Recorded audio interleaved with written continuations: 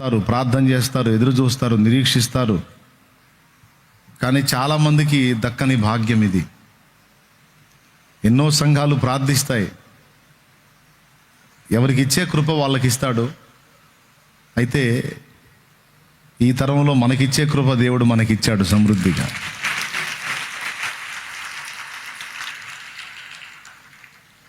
కొద్ది మందగా దేవుని పరిచర్య మొదలుపెట్టిన నాటి నుంచి హృదయంలో ఒక ఆశ, దేవుని కొరకు బలమైన కార్యాలు తలపెట్టాలి, దేవుని కొరకు బలమైన కార్యాలు చేయాలి, ఆత్మల రక్షణ కొరకు బలమైన కార్యాలు చేయాలి అనే ఒక ఆశ ఫస్ట్ నుంచి కూడా. ఆశ ప్రార్థనగా మారింది. ఆ ప్రార్థన నేడు జవాబుగా మారింది. ఆశ ప్రార్థనగా మారుతుంది, ప్రార్థన కొన్ని రోజులకు జవాబుగా మారుతుంది. ఆ విధంగా దేవుడు కార్యం చేసి మరి గొప్ప సాక్ష్యాన్ని ఇచ్చాడు ఆయన కృపతో. ప్రతి విషయమునందును కృతజ్ఞతాస్తుతులు చెల్లించుడి, ఎల్లప్పుడూ సంతోషముగా ఉండుడి, ఎడతెగక ప్రార్థన చేయుడి అనే కీలకమైన మాటలు తెసలోనిక పత్రికలో రాశాడు పౌలు మహనీయుడు. తెసలోనికలకు రాసిన మొదటి పత్రిక 5వ అధ్యాయము 15వ వచనం నుంచి మనం చూస్తే, ఎల్లప్పుడూ సంతోషముగా ఉండుడి, ఎడతెగక ప్రార్థన చేయుడి, ప్రతి విషయమందును ఎల్లప్పుడూ కృతజ్ఞతాస్తుతులు చెల్లించుడి, ఇలాగు చేయుట యేసుక్రీస్తునందు మీ విషయములో దేవుని చిత్తము. చిన్న మాట ప్రార్థన చేసుకుందాం. ప్రేమ కలిగిన మా మహాపరిశుద్ధ తండ్రి, ఘనుడవగు దేవా, నీకు స్తోత్రము. నీ దయాపూర్వక సంకల్పాన్ని బట్టి శుభవేళ, ఉపవాస మరియు కృతజ్ఞత రెండు కలిసి జరుపుకుంటున్న ఈ ప్రత్యేక దినమందు మా మధ్యలోకి మీరు వచ్చినందుకై వందనాలు, స్తోత్రాలు, స్తుతులు. నీ బిడ్డలందరినీ కూడా సమకూర్చినందుకై స్తోత్రములు. ఇంతసేపు మేము చెల్లించినటువంటి స్తుతి ఆరాధన గైకొన్నారు, వందనాలు. నీ మాటలు విననై ఉండగా దయచేసి మాతో మాట్లాడండి. ఉపదేశం అడ్డగించే దురాత్మ, దయ్య, అంధకార శక్తుల ప్రభావం, సైతాను శక్తుల ప్రభావం యేసు నామములో బంధించి దూరపరుస్తున్నాం. నీ పరిశుద్ధాత్మ సన్నిధి మా మధ్య ప్రత్యక్షపరచండి. నీ బలహీన దాసుడు ప్రభు, అయోగ్య దాసుడు, ఏ యోగ్యత లేని వాని నీ రక్తముతో కడిగి పరిశుద్ధపరిచి నీ కృపనిచ్చి నీ కొరకు వాడుకోండి. సమస్త మహిమా ఘనత మీరే పొందుమని యేసు ప్రశస్త నామములో ప్రార్థించి విశ్వాసమును బట్టి ప్రార్థన మనవులన్నీ పొంది ఉన్నామని కృతజ్ఞతలు చెల్లించి నేను మయంపరుచుకుంటున్నాం తండ్రి. Amen, amen, amen, amen. ఏదో ఒకసారి ఆ వచనం మళ్ళీ చదవండి. తెసలోనికలకు రాసిన మొదటి పత్రిక 5వ అధ్యాయము 15వ వచనం నుంచి చదువుదాం. ఎల్లప్పుడూ సంతోషముగా 16వ వచనం నుంచి చదువుతున్నాడండి. ఎల్లప్పుడూ సంతోషముగా ఉండుడి, ఎడతెగక ప్రార్థన చేయుడి, ఎడతెగక ప్రార్థన చేయుడి, ప్రతి విషయమునందు కృతజ్ఞతాస్తుతులు చెల్లించుడి, ప్రతి విషయమునందును కృతజ్ఞతాస్తుతులు చెల్లించుడి, ఇలాగు చేయుట యేసుక్రీస్తునందు మీ విషయములో దేవుని చిత్తము. ప్రభునందు ప్రియులారా, 3 సంగతులు మీకు అందిస్తాను.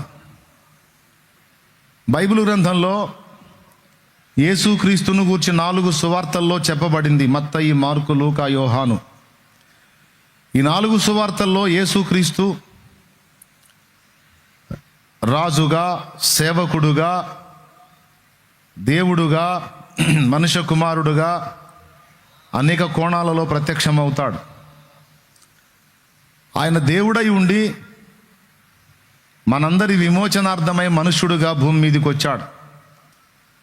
యేసు సంపూర్ణ దేవుడు అన్నది ఎంత నిజమో, ఆయన భూమి మీదకి వచ్చినప్పుడు సంపూర్ణ మానవుడు అన్నది కూడా అంతే నిజం. పూర్తిగా ఆయన ఆ మహిమనంతా కూడా అక్కడే విడిచిపెట్టి పూర్తిగా మనుష్య కుమారుడుగా ఆయన భూమి మీదకి వచ్చాడు. ఆ వచ్చినప్పుడు ఆయన మాట్లాడినటువంటి విషయాల్లో చాలా ప్రాముఖ్య విషయంగా మనం గుర్తుంచుకోవాల్సింది ఏమిటంటే, తండ్రి చిత్తము, తండ్రి చిత్తము, తండ్రి చిత్తము అని పదే పదే ప్రభు మాట్లాడటం. ప్రతి మనిషికి ఒక చిత్తం ఉంటుందండి. ప్రతి మనిషికి ఒక ఇష్టం, కోరిక, వాంఛ, అభిప్రాయం ఉంటుంది ప్రతి మనిషికి. మనిషి స్వతంత్ర జీవి, స్వేచ్ఛాపరుడు. రోబో కాదండి. రోబో అంటే ఒక మిషన్. దాన్ని మనం ఎలా ప్రోగ్రామ్ డిజైన్ చేస్తామో, మనం డిజైన్ చేసిన ప్రోగ్రాం ప్రకారం అది వర్క్ చేస్తుంది. ఒక రోబో అది కదలాలన్నా కదలకుండా ఆగిపోవాలన్నా మనం దాన్ని ఆపరేట్ చేయాలి. దానికంటూ ఒక సొంత ఇష్టము చిత్తము అనే ఏమి ఉండవు. కానీ మానవుడిని అలా రోబోలాగా చేయలా దేవుడు. మానవుడికంటూ స్వేచ్ఛనిచ్చాడు, స్వాతంత్ర్యాన్ని ఇచ్చాడు. తనకంటూ అభిప్రాయం, ఆలోచన, చిత్తము, తన ఇష్టము నెరవేర్చుకోవడానికి పూర్తి స్వాతంత్ర్యం దేవుడు ఇచ్చాడు. అట్లాగా యేసు ప్రభు కూడా సంపూర్ణ మానవుడిగా భూమి మీదకి వచ్చినప్పుడు ఆయనకంటూ ఒక సొంత చిత్తము, ఇష్టము ఉండింది.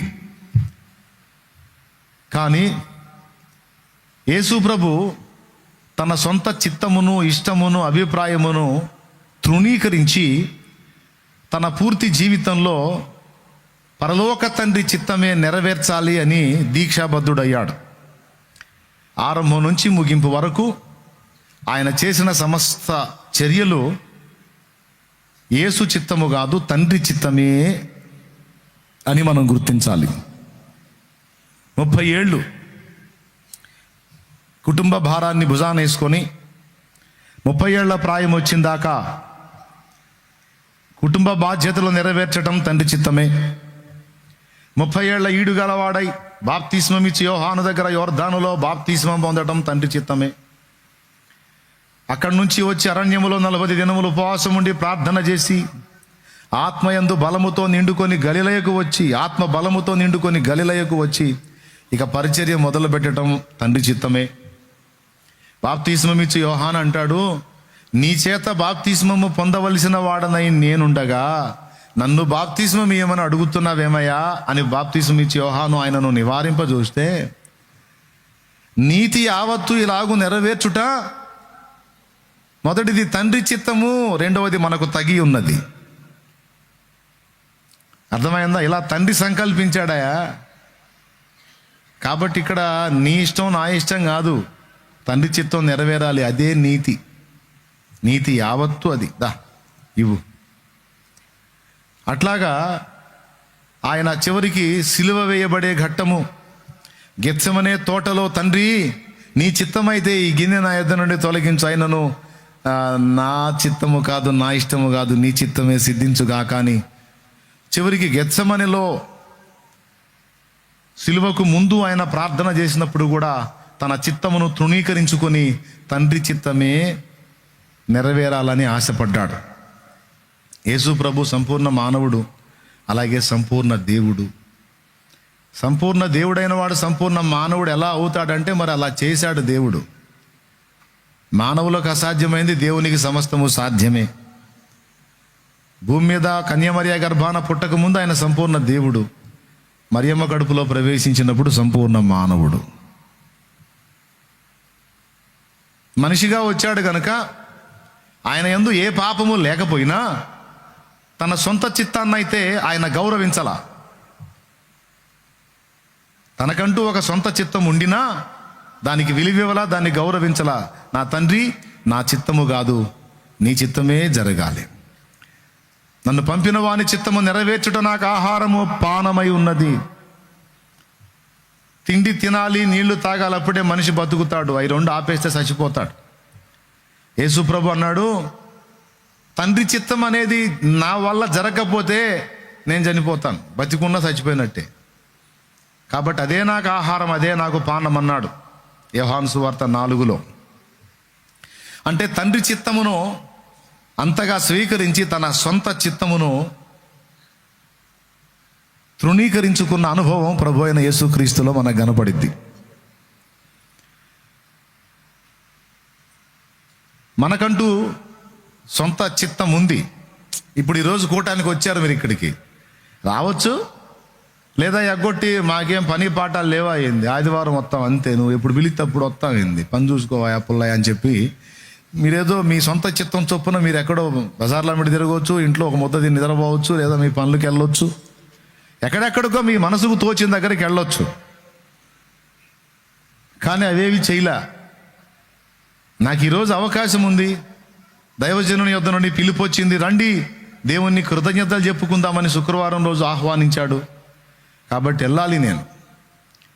నీ శరీరము వేరే వేరే వాటిని ఆశించింది. ఈవేళ వాటన్నిటినీ తృణీకరించి నా ఆహ్వానాన్ని మన్నించి దేవుని మహిమార్థమై ఇక్కడికి వచ్చి కూర్చున్నావు. నువ్వు ఇక్కడ రాకపోతే నీ ఇష్టం వచ్చినట్టు ఇంకో చోటకి వెళ్ళొచ్చు నువ్వు.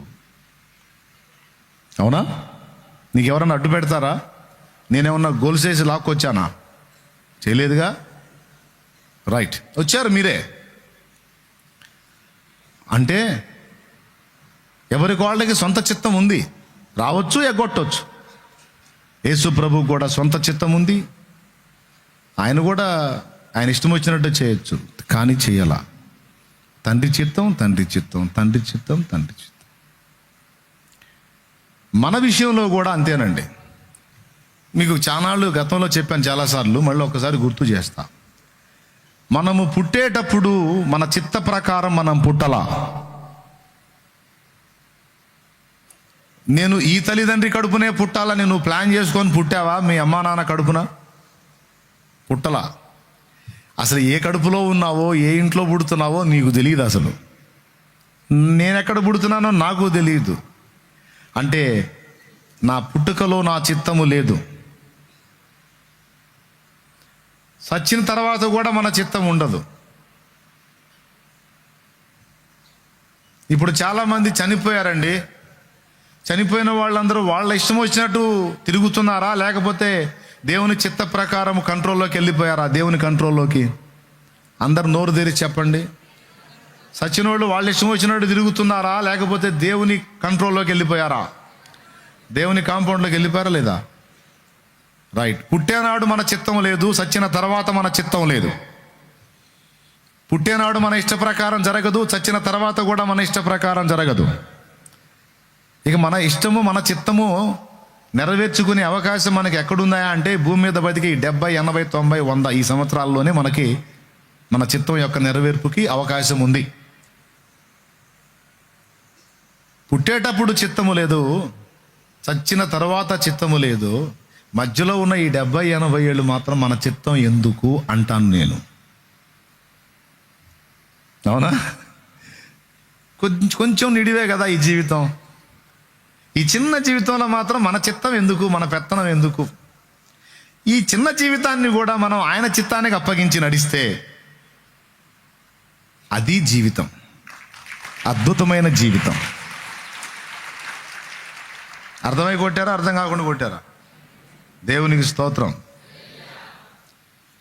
అన్నా నువ్వే చెప్పావుగా, పుట్టేటప్పుడు మన చిత్తం లేదు, సచ్చిన తర్వాత కూడా మన ఇష్టాలు ఏం జరగవు, దేవుని చేతి కిందికి వెళ్ళిపోతా అన్నావు. మరి ఉన్న టైం ఇదే కదా, ఈ కొంచెం టైం అన్నా మన ఇష్టాలు మనం నెరవేర్చుకోవాలి కదా అని తపన ఉంటుంది మనకి.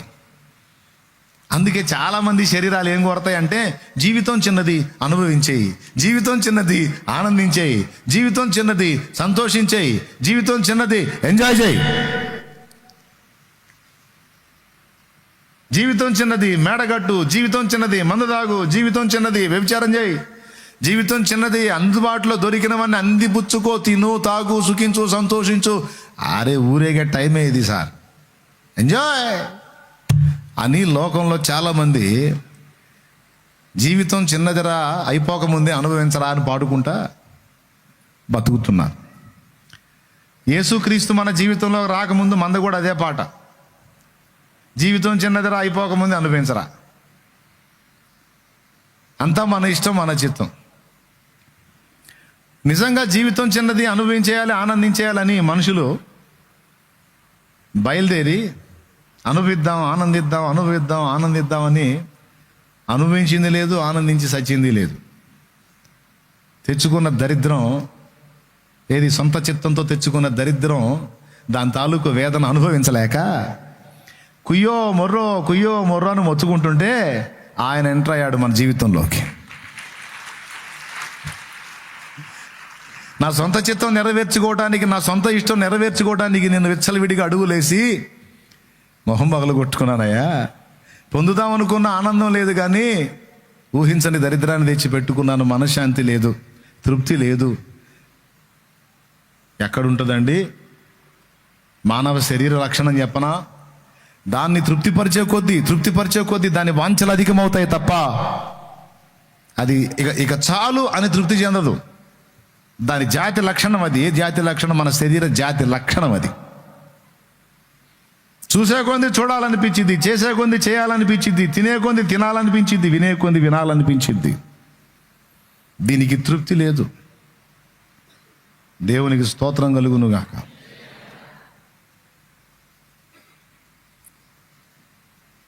ఇలాంటి జీవితాన్ని, ఇలాంటి శరీరాన్ని సంతోషపెట్టడానికి దేవుని ఇష్టాన్ని, దేవుని చిత్తాన్ని, దేవుని ఉద్దేశాలని, దేవుని ఆలోచనలను పక్కన పెట్టేసి మన సొంతంగా వేసే అడుగులు మనకి ఎంత నష్టాన్ని కలిగిస్తాయో మనకి జీవితంలో అర్థమైంది. దేవుడు కూడా కొన్నిసార్లు చూసి చూడనట్టు వదిలేశాడు మనల్ని. ఎందుకంటే మన ఇష్టం మనకెంత ప్రమాదమో, మన ఇష్టం మనకెంత దరిద్రమో, మన చిత్తమో మనకెంత నష్టదాయకమో మనకు అర్థం కావాలంటే కొంచెం అడుగులు వేయాల.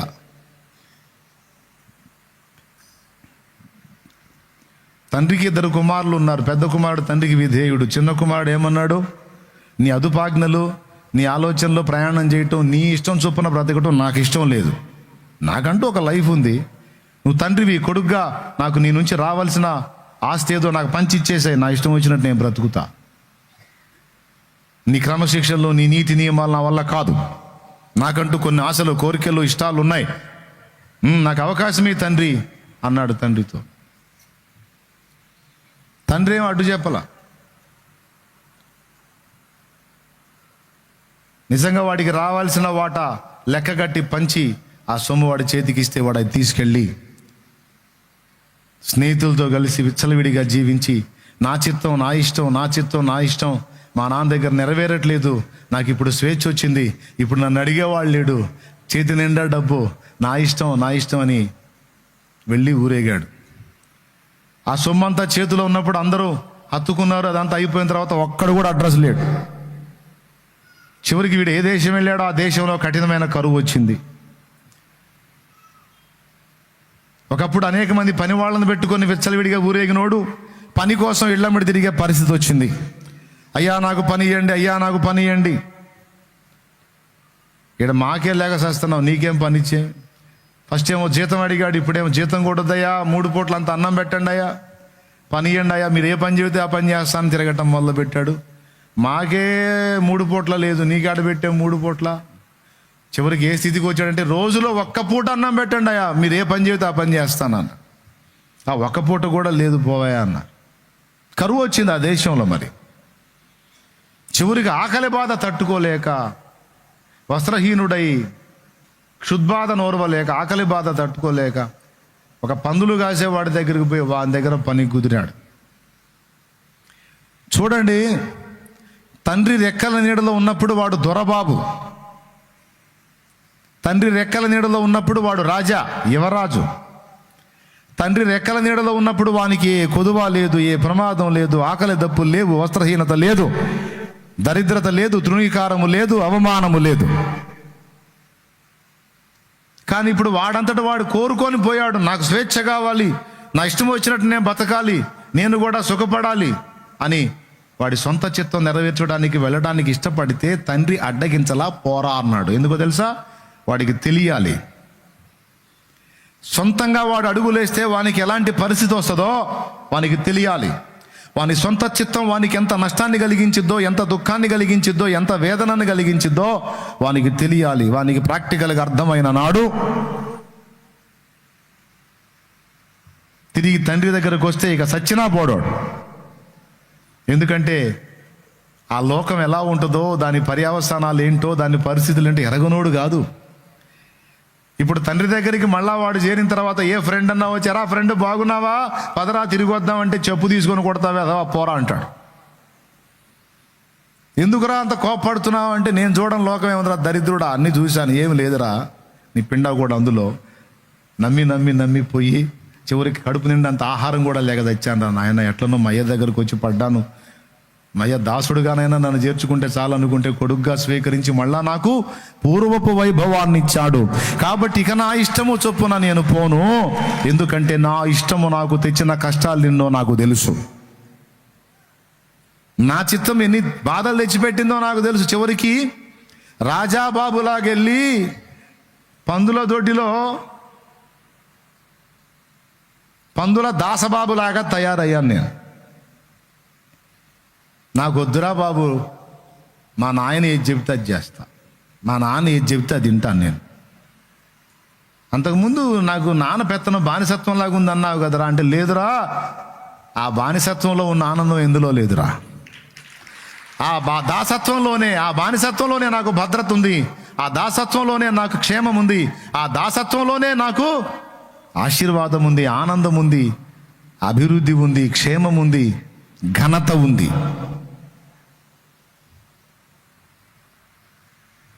అయినా మా నాన్న నన్ను దాసుడుగా ఎందుకు చూస్తాడు? కొడుకుని నేను, ఆయన నాన్న, నేను కొడుకుని. ఒక కొడుకుగా తండ్రి మాట వినటం కంటే గొప్పదేముంది? అది దాసత్వంగా బానిసత్వంగా ఎందుకు ఫీల్ అవ్వాలి నేను? నాకు అంతకు మించిన సంతోషం లేదని వాడికై వాడే వచ్చి పడ్డాడు తండ్రి దగ్గర. అదే తండ్రి వాడిని పోనీయకుండా, వాడి సొంత చిత్తానికి అడుగులేనియకుండా బంధించి ఉంచితే, వాడు సచ్చిందాకా నన్ను వదలండో నన్ను వదలండో నన్ను వదలండో నన్ను వదలండో అని మొత్తుకునేవాడు. అందుకని తండ్రి బంధించలా. వదలాలా? అవును తండ్రి, నాకు చాలా ఇబ్బందిగా ఉంది. అట్లయితే చూసిరా నాన్న. హవ్వమ్మ కూడా అంతే. దైవ చిత్తము లక్ష్య పెట్టక సాతాను చిత్తము నెరవేర్చడానికి, తన సొంత చిత్తము నెరవేర్చుకోవడానికి వద్దన్న పండు తిని దేవుని ముందు దోషిగా నిలబడితే దేవుడు ఏమన్నాడో తెలుసా? నా మాట, నా చిత్తం పక్కన పెట్టి ఎవడో చెప్పిన మాట విని వాడి చిత్తం చేయడానికి ఇష్టపడ్డావుగా, అందులో ఉన్న ఆనందం ఏందో కాస్త అనుభవించరా అమ్మ హవ్వమ్మని నెట్టాడు బయటికి. ఆ ఒక్కదాంతో పోలా దరిద్రం అప్పటి నుంచి ఇప్పటిదాకా అందరం అనుభవిస్తూనే ఉన్నాం. స్తోత్రం చెప్పండి గట్టిగా, 2 చేతులే చెప్పండి బిడ్డలారా. అవునా కదా? అదే దేవుని చిత్తం విని ఉంటే ఇప్పటికి మనం తోటలో ఉండేవాళ్ళం. జగమే ఒక తోట అయిపోయేది, పెద్ద ఏదేం తోట అయిపోయేది. భూలోకమే పరలోకం అయిపోయేది. ఈ విధంగా చెప్పుకుంటూ పోతే మానవుడి యొక్క సొంత ఇష్టం, సొంత చిత్తం ఎన్ని విధాలా మనల్ని నష్టపుచ్చుతుందో మనలో చాలామందికి ప్రాక్టికల్గా అర్థమైంది. ఇంకా కొంతమందికి అర్థం కాల, భవిష్యత్తులో అర్థమైంది. భవిష్యత్తులో అర్థమైంది, డౌటే లేదు. మరి ఇప్పుడు ఏది క్షేమం, ఏది ఉత్తమమో యేసయ్యకు తెలుసు. అందుకే యేసయ్య ఏమన్నాడో తెలుసా? ఆయన తప్పులు చేయడు, ఆయనలో పాపం లేదు, తప్పటడుగులు వేయడు. అయినా నేను మంచివాడినే, మంచి అడుగులే వేస్తాను, అయినా నా అడుగులు వద్దు, నా తండ్రి చెప్పిన అడుగులే కావాలి నాకు.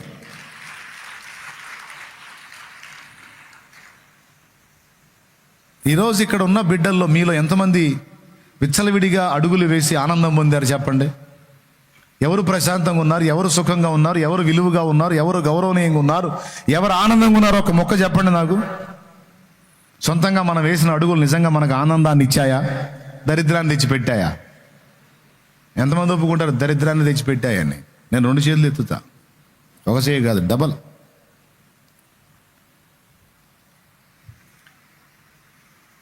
అయిపోయింది మనదేందో మనకు అర్థమైపోయింది. మన తెలివేంటో, జ్ఞానం ఏంటో, మన సొంత చిత్తం చేస్తే వచ్చే దరిద్రం ఏందో మనకు అర్థమైంది. మరి ఇప్పుడు ఎవరి చిత్తం కోసం చూద్దాం. అది దేవుని ఎదుట మన చిత్తం ఓడిపోవాలి, దేవుని చిత్తమే నిరంతరం మనల్ని గెలవాలి.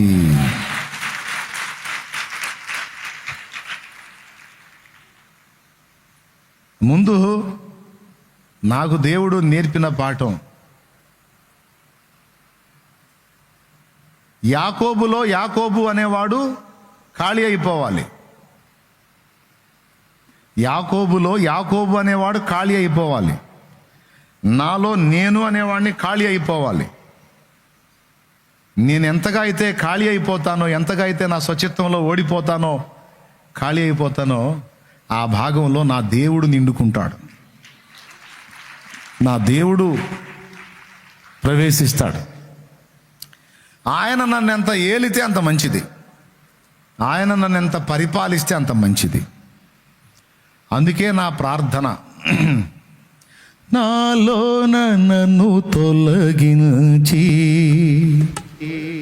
నీ వశములో నన్ను నిలిపి నాలోన చేరి నా హృదయమేలి నన్ను వాడుకొనుము నా యేసయ్యా.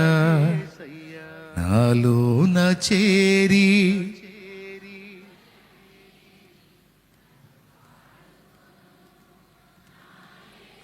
ఇప్పుడు ఆ చరణం మీకు అర్థమైందా? నాలోన నన్ను తొలగించి, నాలో నేను తొలగిపోతే ఇంకేముంటుంది? నాలో నన్ను తీసేయంటే నేను అనే అహాన్ని, నేను అనే ఆ స్వయాన్ని, నా ఇష్టము నా చిత్తం అనే ఆ స్వీయ సంకల్పాన్ని తీసేయి. రోజు నేను ఓడిపోవాలేసయ్యా నీ చేతుల్లో, రోజు ఓడిపోవాలేసయ్యా, రోజు ఓడిపోవాలేసయ్యా నీ చేతుల్లో. నువ్వే నన్ను గెలవాలి, నీ ఆలోచనలే గెలవాలి, నీ చిత్తమే గెలవాలి అనేది మన అనుదిన ప్రార్థన అయి ఉండాలి. అప్పుడు ఇక యాకోబుతో పెనుగులాడినట్టు ఇక ఆయన సీన్లోకి దిగుతాడు. ఎక్కడెక్కడ నువ్వు మొరాయించి అడుగులు వేయబోతావో అక్కడ అడ్డు తగిలి లొంగ తీసుకుంటాడు. అయితే ఈ ప్రార్థన అయితే రోజు వెళ్ళాలి దేవుని దగ్గరికి. ఏం వెళ్ళాలి చెప్పండి? ఏం ప్రార్థన? నీ హస్తములే నన్ను గెలువని, నీ హస్తములే నన్ను గెలువని, నీ చేతులలో నన్ను ఓడిపోని, నీ చేతులలో నన్ను ఓడిపోని రక్షకా యేసయ్యా, యేసయ్యా నా రక్షకా, రక్షకా యేసయ్యా, యేసయ్యా నా రక్షకా. Praise the lord. అది అర్థమైందా మీకు? ఏం అడగాలి మోకరించి రోజు? నోరు తెరిచి చెప్పండి బ్రదర్. ప్రార్థనలో ఏం అడగాలి? అయ్యా నువ్వే నన్ను గెలవాలి, రోజు నేను నీ చేతుల్లో. నువ్వు నన్ను గెలిస్తే, యేసయ్యా నువ్వు నన్ను గెలిస్తే నేను సాతాను గెలుస్తా. అర్థమైందా? అట్లా కాకుండా నేను నిన్ను గెలిచాను అనుకో, సైతాన్ నన్ను గెలుస్తాడు. అందుకే నాయన నేను గెలవద్దు ప్రభా నీ చేతుల్లో, నీ చేతుల్లో రోజు ఓడిపోవాలి అనేది మన అనుదిన ప్రార్థన అయి ఉండాలి. రోజుకి ఎన్నిసార్లు మోకరిస్తావో అన్నిసార్లు కూడా మర్చిపోకుండా ఈ మాట అడిగి లేవు. మనస్ఫూర్తిగా అడుగు, ఓడిపోని ప్రభు నీ చేతుల్లో. అది నాకు ఎంత క్షేమమో తండ్రి, ఎంత మేలో. అప్పుడే మన జన్మ పరిపూర్ణత సార్థకం అవుతుంది, మన జన్మ సార్థకం అవుతుంది, మనం పరిపూర్ణంగా ఉంటాం. అప్పుడు ప్రార్థనకు జవాబు ఉందా? ప్రార్థన విని జవాబిస్తాడా? డౌట్ లేదుగా. అట్లయితే ఈ ప్రార్థన కూడా విని ఆయన ప్రతి విషయంలో నిన్ను ఓడగొడతాడు. ఎప్పుడైతే యాకోబు ఓడిపోయాడో, తొడగూడు వసిలిందో, కాళ్ళు పట్టుకున్నాడో, అప్పుడు చెయ్యి ఉంచి తల మీద ఆశీర్వదించి యాకోబును ఓడగొట్టి దేవుని చేతిలో ఓడిపోయి ఏడుస్తుంటే అప్పుడు యాకోబును దీవించి అన్నాడు, నువ్వు దేవునితోనూ మనుషులతోనూ పోరాడి గెలిచితివి గనుక నీ పేరు ఇశ్రాయేలు అన్నాడు. యేసయ్య తన సొంత చిత్తమును ఎక్కడా గెలవనీలా. యేసయ్య 33.5 ఏళ్ల జీవిత కాలంలో పూర్తిగా ఆరంభం నుంచి ముగింపు వరకు తన చిత్తమంతా రోజు ఓడిపోతానే ఉంది, తండ్రి చిత్తము రోజు యేసులో నెరవేరుతానే ఉంది. నిజంగా తండ్రి యొక్క చిత్తము పరిపూర్ణంగా నెరవేరినటువంటి ఒకే ఒక వ్యక్తి ప్రభువు అయిన యేసుక్రీస్తు. కంప్లీట్గా టాప్ టు బాటం అన్నట్టు కంప్లీట్గా తండ్రి చిత్తము 100% పూర్తిగా నెరవేర్చినటువంటి ఒకే ఒక వ్యక్తి, ఏకైక వ్యక్తి, ప్రపంచం మొత్తంలో కూడా ఉన్న ఒకే ఒక్కడు ప్రభు అయిన యేసుక్రీస్తు. అందుకే ప్రపంచమునకే దేవుడయ్యాడు ఆయన, ప్రపంచమునకే మాదిరయ్యాడు, ప్రపంచమునకే రాజయ్యాడు, ప్రపంచమునకే రక్షకుడయ్యాడు. ఎందుకు అయ్యాడు? కంప్లీట్గా తన యందు తండ్రి చిత్తము నెరవేర్చినటువంటి సమర్థుడు గనుక. ఒప్పుకుంటారా? ఇప్పుడు నువ్వు కూడా ఆ మెట్టుకు రావాలంటే నువ్వు కూడా ఇది దీక్ష బూనాలి. యేసయ్య ఏదైతే దీక్ష బూని నెరవేర్చాడో సోదరి సోదరుడా, నీవు నేను మనం కూడా అదే కంకణం కట్టుకోవాలి. అర్థమైందా? ఏం కంకణం కట్టుకోవాలి? నా చిత్తము నెరవేరొద్దు, నాలో నా చిత్తము నశించాలి, నా తండ్రి చిత్తమే నా యందు సంపూర్తిగా నెరవేరాలి. ఏ రేంజ్లో నీలో దేవుని చిత్తం నెరవేరిద్దో ఆ రేంజ్లో నీ నుంచి లోకానికి ప్రకాశం ఉంటుంది. ఏ రేంజ్లో నీలో తండ్రి చిత్తము నెరవేరుతుందో ఆ రేంజ్లో నీలో నుంచి లోకానికి ప్రకాశం ఉంటుంది. గోధుమ గింజ భూమిలో పడి చావకుండి నెడలు అది ఒంటిగానే ఉండును, చచ్చి నెడలు అది విస్తారముగా ఫలించును అన్నాడు ప్రభు. విస్తారమైన ఫలం నువ్వు చూడాలంటే ముందు విస్తారంగా చచ్చిన అనుభవంలోనికి నువ్వు వెళ్ళాలి, నీ స్వీయతలోను, స్వయంలోను, అహంలోను. చెప్పండి, విశ్రాంతి విస్తారమైన ఫలం రావాలంటే ఏం చేయాలి? మనలో అహం, స్వీయత, స్వచిత్తం చావాలి. విస్తారమైన ఫలం మన నుంచి రావాలంటే మనలో ఏం చావాలి? నేను. నాలో ఏం చావాలి? నాలో నేను చావాలి. నీలో ఏం చావాలి? నువ్వు. నీలోను నాలోను ఆయన నిండి ఆయన ఏలాలి మనల్ని, అప్పుడు ఫలం. రెండవది, విశ్రాంతిలో నువ్వు బతకాలంటే కూడా నీలో నువ్వు చస్తే తప్ప విశ్రాంతిగా నువ్వు ఉండలేవు, విశ్రాంతిలో నువ్వు ఉండలేవు. ఇప్పుడు ఎవరన్నా విశ్రాంతి, మనశ్శాంతి పోగొట్టుకున్న వాళ్ళు ఎవరున్నారో తెలుసా? ఎవరిలో అయితే అహం విరగలేదో వాళ్ళు విశ్రాంతిలో ఉండలేరు. నన్నన్నారే, నన్నన్నారే, నన్నన్నారే, నన్నన్నారే, నన్నంటారా, అయ్యో నేను వెనకబడ్డానే, అయ్యో నేను తేడా పడ్డానే, ఓడిపోయానే, అయ్యో వాళ్ళు మిగిలారే. ఇక ఏమి లేదండి, ప్రతి దానిలో పోటీయే, ప్రతి దానిలో కూడా పోటీయే. చిన్నదానిలో పెద్దదానిలో కాదు, అన్నిటిలో పోటీయే. కట్టే వస్త్రం దగ్గర నుంచి తినే తిండి, నివాసము, సమాజంలో పలుకుబడి, సమస్త విషయాల్లో పోటీ. ఇతరులతో పోల్చుకొని వాళ్ళకంటే బాగుండాలి, వీళ్ళకంటే వాళ్ళకంటే బాగుండాలి, వీళ్ళకంటే బాగుండాలి, అలా ఉండాలి, ఇలా ఉండాలని ఈ అహం విశ్రాంతి కూడా లేకుండా చేసింది. అదే విరిగిపోయి చూడు ఎంత విశ్రాంతిలో ఉంటావో చూడు. అవతల వాళ్ళు మిడిసి పడుతున్నా, పోనీలేమ్మా, నువ్వే మొనగత్తేవులే, పోనీ ఎంజాయ్ చేయమ్మా, నాదేముందిలేమ్మా అనుకో. నువ్వు ఆ ఎగిరిపడే మనిషికి ఉండని మనశ్శాంతి నీకుంటుంది. అహానికి పోయినోడికి విశ్రాంతి దొరకదు, విరిగిపోయినోడే విశ్రాంతిలో బతకగలుగుతాడు. వానికి పోటీయే ఉండదు కనుక ఫీలింగ్ ఉండదు, ఎవడు మిగిలినా ఏడుపు ఉండదు, తన స్థితి ఎన్ని మలుపులు తిరిగినా బాధ ఉండదు. ఎందుకు? విరిగిపోయాడు, తగ్గించుకోవాలని ఇష్టపడ్డాడు, తనకంటూ విలువలను ఆశించలేదు. నాదేముందిలే అని విరిగిపోయాడు. కొట్లాట ఎందుకు అయింది? అహానికి పోతే అయింది, విరిగిపోతే అవదు. బస్సు ఒకడు ఎక్కుతున్నాడు, ఒకడు దిగుతున్నాడు, ఎక్కేవాడికి దిగేవాడు తగిలాడు. వెంటనే ఈ ఎక్కేవాడు వాళ్ళు చూసుకొని దిగా ఏంది, వెంటనే వాడహాని పోయి ఎక్కేవాడివి కొంచెం పక్కకు ఉండాలా, నువ్వు అడ్డంగా వచ్చి నాకు తగిలి ఏంది నువ్వు మాట్లాడుతావు, నువ్వు పో, చివరికి ఆడికి పోయిద్ది. అవునా? నువ్వు దిగురారా, అరే నువ్వు మగోడు దిగురారా, వస్తా చేరా, ఏం చేస్తావు చేయని వాడు ప్రయాణం కూడా మానుకొని దిగుతాడు. ఇద్దరు కలిసి పట్లు పడతారు. చూసిన వాళ్ళు వచ్చి అడ్డు తీస్తారు. వెంటనే ఈడు సెల్ ఫోన్ తీసుకుని ఇడిపోతాడు, వాడు సెల్ ఫోన్ తీసుకుని అడ్డుపోతాడు. బస్ స్టాండ్ రండిరా, వీడి సంగతి చెప్పాలి రండిరా, వీడు నా చొక్కా దించాడు, నా మీద చేసాడు, వీడి సంగతి తేల్చాడు రండిరా అని వాడు పిలిచి ఈడు. చివరికి వీళ్ళిద్దరి అహం వల్ల అటుపక్క కొంతమంది, ఇటుపక్క కొంతమంది కర్రలు తీసుకొని వచ్చి వాళ్ళు వీళ్ళు తలకాయల బగలు కొట్టుకొని మొత్తం కొంతమంది ఆసుపత్రిలో, కొంతమంది పోలీస్ స్టేషన్లో. అవునా కాదా చెప్పు? పెద్ద పెద్ద కొట్లాటలు కూడా ఈ అహం దెబ్బకేగా.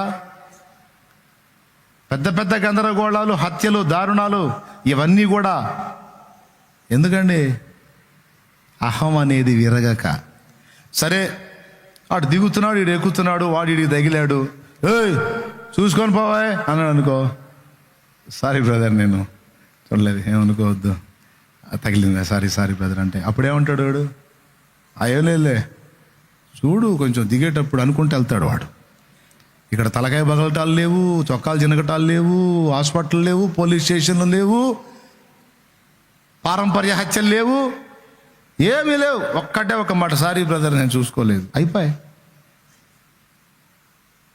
అలా విరగనందుకే కదా ఈ దుర్మార్గాలన్నీ. విరిగిపోతే నేను మొనగాడిని అంటే నువ్వే మొనగాడివి నాయన అంటే గొడవే ఉంది. ఇంకేం తిప్పాడు, నువ్వు మీసం తిప్పావు, మొనగాడివి అయ్యా, నువ్వు మొనగాడి అన్నావు అనుకో, ఇంకేం చెప్తాడు? ఇంక తిప్పినా వేస్ట్ వాడు. ఆ డైలాగ్ మన చేత అనిపించుకోవాలనే కదా తెగ తిప్పాడు.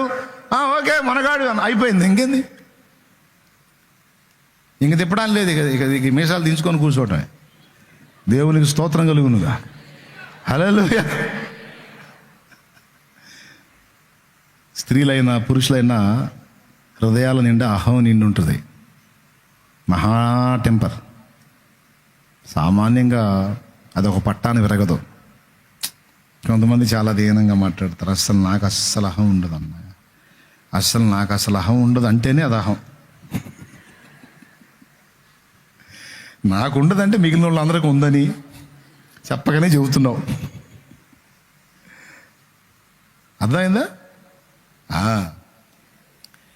మనం ఎంతగా మన స్వీయతలో ఖాళీ అయిపోతామో అంతగా మన నుంచి విస్తారమైన ఫలింపు ఉంటుంది. మనం ఎంతగా మన స్వీయతలో విరిగిపోతాం అంతగా మనకు విశ్రాంతి ఉంటుంది. ఎవరితోనూ పందాలు పెట్టుగా, ఎవరితోనూ పోటీలు పడడం, ఎవరిని చూసో ఏడవం, మనకున్న దాన్ని బట్టి తృప్తిగా ప్రశాంతంగా బ్రతుకుతాం. విడిచిపడే వాళ్ళు చూసి విర్రవీగుతుంటే ఎంజాయ్ పర్వాలేదు కానీ ఏం కాలేదు. కానీ స్వీయత, స్వచిత్తము అనేది విరిగిపోవటం ఎంత క్షేమమో చూడండి.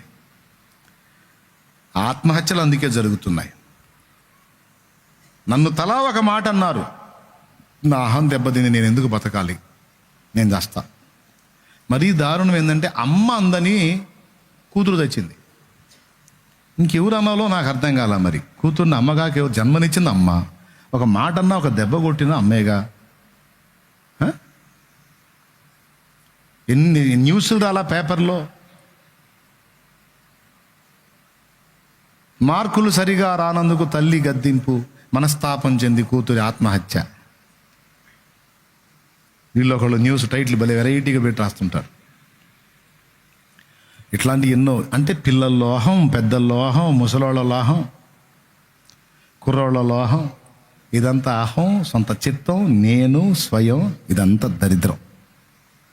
ఎంతమందికి అర్థమైందా? ఎలారా?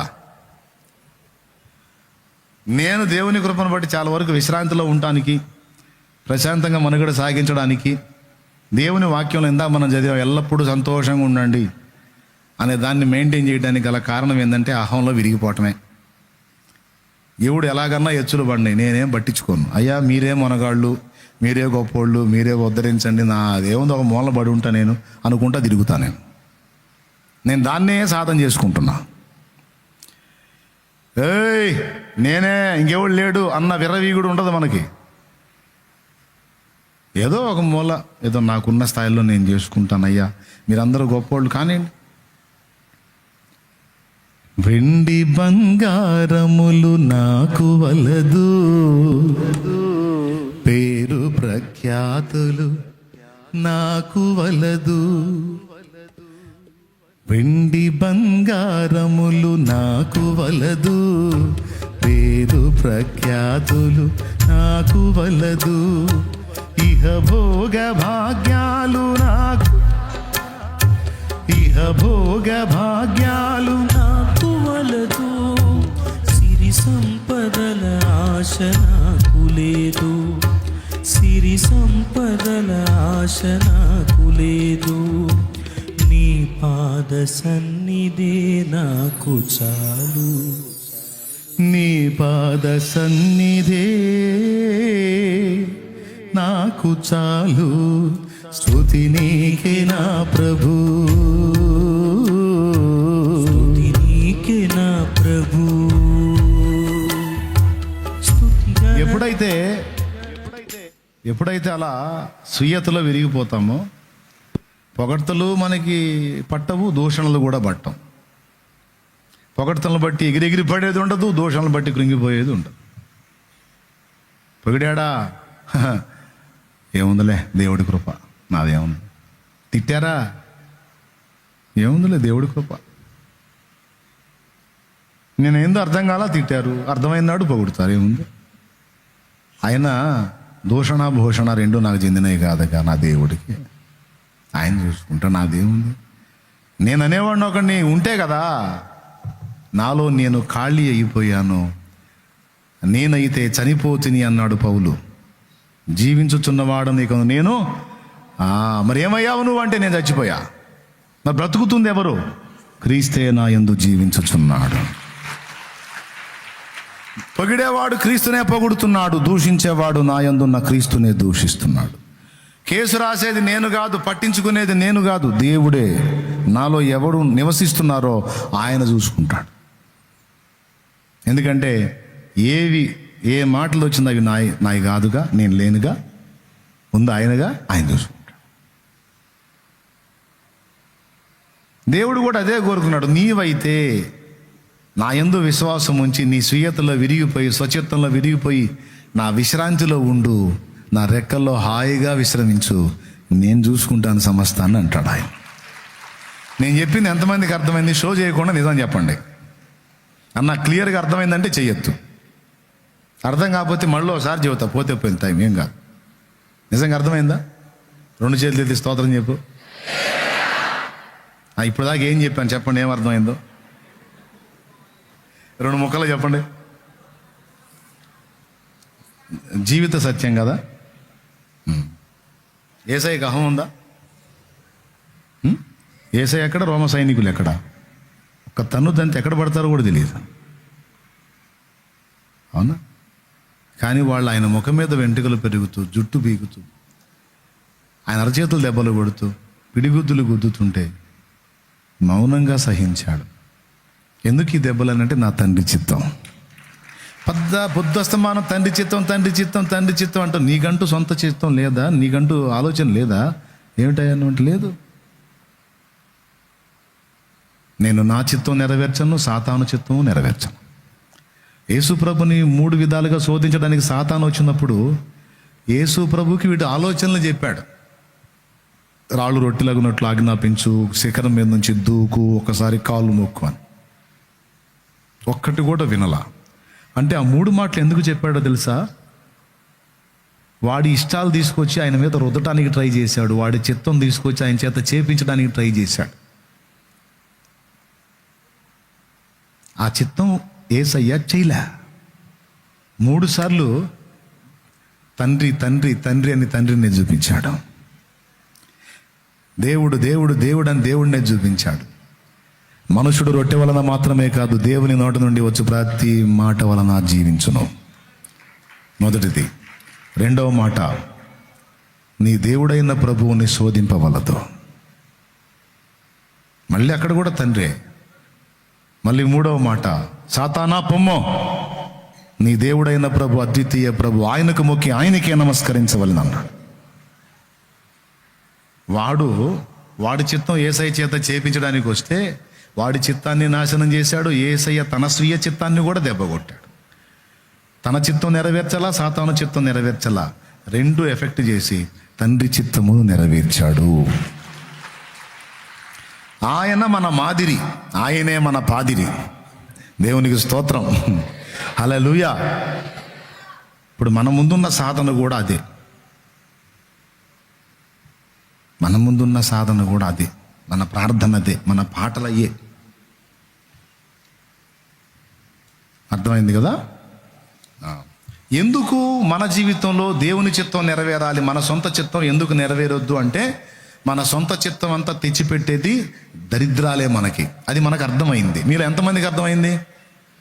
ఇప్పుడు ఎవరి చిత్తం నెరవేర్చడం క్షేమం అనుకుంటున్నారు? అది పాయింట్ నెంబర్ 1 అయిపోయింది, బాగా చెప్పేశారు మీరు. పాయింట్ నెంబర్ 2, జీవితంలో మనందరికీ కూడా ఎప్పటికీ గుర్తుండాల్సిన విషయాల్లో ఒక కీలకమైన విషయం, మనలో మన స్వచిత్తము నశించుట, దైవ చిత్తము నెరవేర్చుట అనేది. రైట్. మొదటిది దైవ చిత్తం యొక్క నెరవేరు. 2, దైవ చిత్తము నెరవేర్చడం వలన వచ్చే ప్రయోజనాలు ఏంటి? దైవ చిత్తం నెరవేర్చడం వల్ల వచ్చే ప్రయోజనాలు ఏంటి? మన సొంత చిత్తాన్ని నాశనం చేయటం వల్ల వచ్చే ప్రయోజనాలు ఏంటి అంటే 2 చెప్పాం ముందే. మొట్టమొదటిది, విస్తారమైనటువంటి ఫలం మనం పొందగలం, విశ్రాంతిలో ఉండగలం. 3వది, లోకమును దాని ఆశయు గతించును గాని దేవుని చిత్తము జరిగించువాడు నిరంతరము నిలుచును అన్నాడు. యోహాను రాసినటువంటి పత్రికల్లో మొదటి పత్రిక, యోహాను రాసిన మొదటి పత్రిక, రెండవ అధ్యాయం 17వ వచనం. అయ్యా, 2వ అధ్యాయం 17వ వచనం. చదువు. లోకమును దాని ఆశయు గతించిపోవచ్చున్నవి గాని దేవుని చిత్తమును జరిగించువాడు నిరంతరమును నిలుచును. అది దైవ చిత్తం నెరవేర్చేవాడు నిరంతరం నిలుస్తాడు. సినిమా వాళ్ళు పెద్ద పెద్ద స్టార్లుగా బిల్డప్ ఇచ్చారు కదా, జనాలు అసలు నిజంగా వాళ్ళ ఫోటోలు పెట్టుకొని వాళ్ళ పక్కన వీళ్ళు ఫోటోలు పెట్టి ఎంత ఆనందిస్తారో ఇప్పుడు సినిమా వాళ్ళని చూస్తే. మనకు ముందు తరంలో కూడా చాలామంది సినిమా యాక్టర్లు ఉన్నారు, అప్పట్లో టాప్లో ఉన్నోళ్ళు, స్టార్లు. ఇప్పుడు వాళ్ళని ఎవడన్నా పట్టించుకుంటున్నాడా? పోనీ నాయకులు, అధికారులు పట్టించుకుంటున్నారా? ఎందుకు? వాళ్ళు లోకములో ఉన్న నేత్రాశ, శరీరాశ, జీవము, డబ్బు వెంట పరిగెత్తి స్వీయ చిత్తమును నెరవేర్చి లోకములో గనులుగా ప్రసిద్ధిగాంచారు. వాళ్లతో పాటే వాళ్ళ పేరు ప్రతిష్టలు, పలుకుబడులు, వాళ్ళని గనపరిచే వాళ్ళు మొత్తం పోయారు. ఇప్పుడు వాళ్ళని అనుకునే నాథుడు లేడు. కానీ దైవ చిత్తమును నెరవేర్చడానికి తమను తాము అప్పగించుకున్న పరిశుద్ధ ప్రవక్తలు, భక్తులు, అపోస్తలు, ఒక్కసారి వాళ్ళ జీవితాలు మీరు చూడండి. వారు మృతి నొంది ఉండి మనతో మాట్లాడుతూనే ఉన్నారు, వారు ప్రశంసింపబడతానే ఉన్నారు. పౌలు 1900 సంవత్సరాల క్రితమే ఈ లోకాన్ని విడిచాడు. 1900 సంవత్సరాల క్రితమే అనుకోండి ఇంచుమించు. పౌలు అనే ఈ ఒకడు 1900 సంవత్సరాలుగా ప్రజల చేతుల్లో గుర్తింపబడతానే ఉన్నాడు. ప్రజల నాలుకల మీద అతని పేరు వస్తానే ఉంది. అప్పుడే పోయాడా? ఉన్నాడా ఇంకా పౌలు? ఆనాడు ఉన్నాడు, తర్వాత కూడా ఉన్నాడు, ఇప్పుడు ఉన్నాడు, రేపు మనమందరం ఎత్తబడి అక్కడికి పోయిన తర్వాత కూడా పౌలుని ప్రశంసిస్తూనే ఉంటాం. దైవ చిత్తం చేసేవాడికి దేవుడిచ్చేటువంటి శాశ్వతత్వం అది. అందుకే నేను మొత్తుకునేది, సొంత చిత్తాన్ని సమాధి చేయండి, దైవ చిత్తం నెరవేర్చడానికి అంకితం అవ్వండి, సమర్పణ కలిగి అడుగులు ముందుకేయండి, దేవుని కోసం బతకండరా అని ఆడపిల్లలకి, మగపిల్లలకి చెప్పే కారణం అది బిడ్డలారా. ఎందుకంటే దేవుని చిత్తం నెరవేర్చిన వాడికి దేవుడిచ్చే స్థిరత్వం ఎంత గొప్పదంటే, మోషే ఎప్పటివాడు, అబ్రహాం ఎప్పటివాడు, హనోక్ ఎప్పటివాడు, నోహ్ ఎప్పటివాడు, సమూయేలు, దావీదు ఎప్పటివాళ్ళు,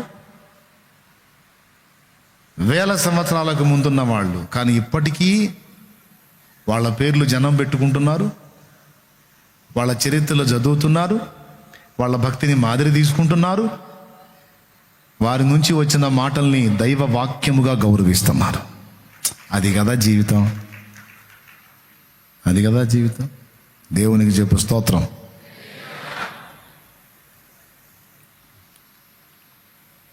మొట్టమొదటిది దైవ చిత్తము నెరవేర్చటం, దాని యొక్క అవసరత.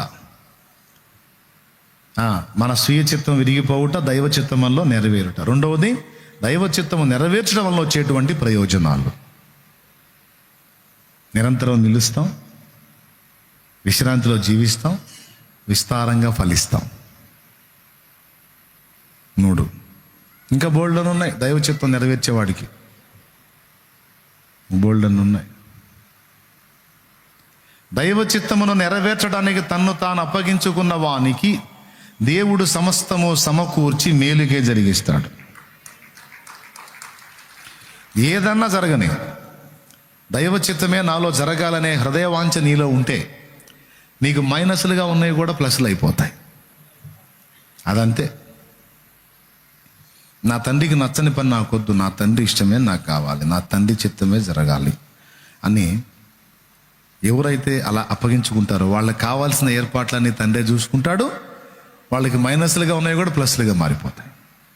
యోసేపుకి అంతే జరిగింది, అబ్రహాంకి అంతే జరిగింది, దావీదుకి అంతే జరిగింది, దానియేలుకి అంతే జరిగింది, యేసయ్యకు కూడా అంతే జరిగింది.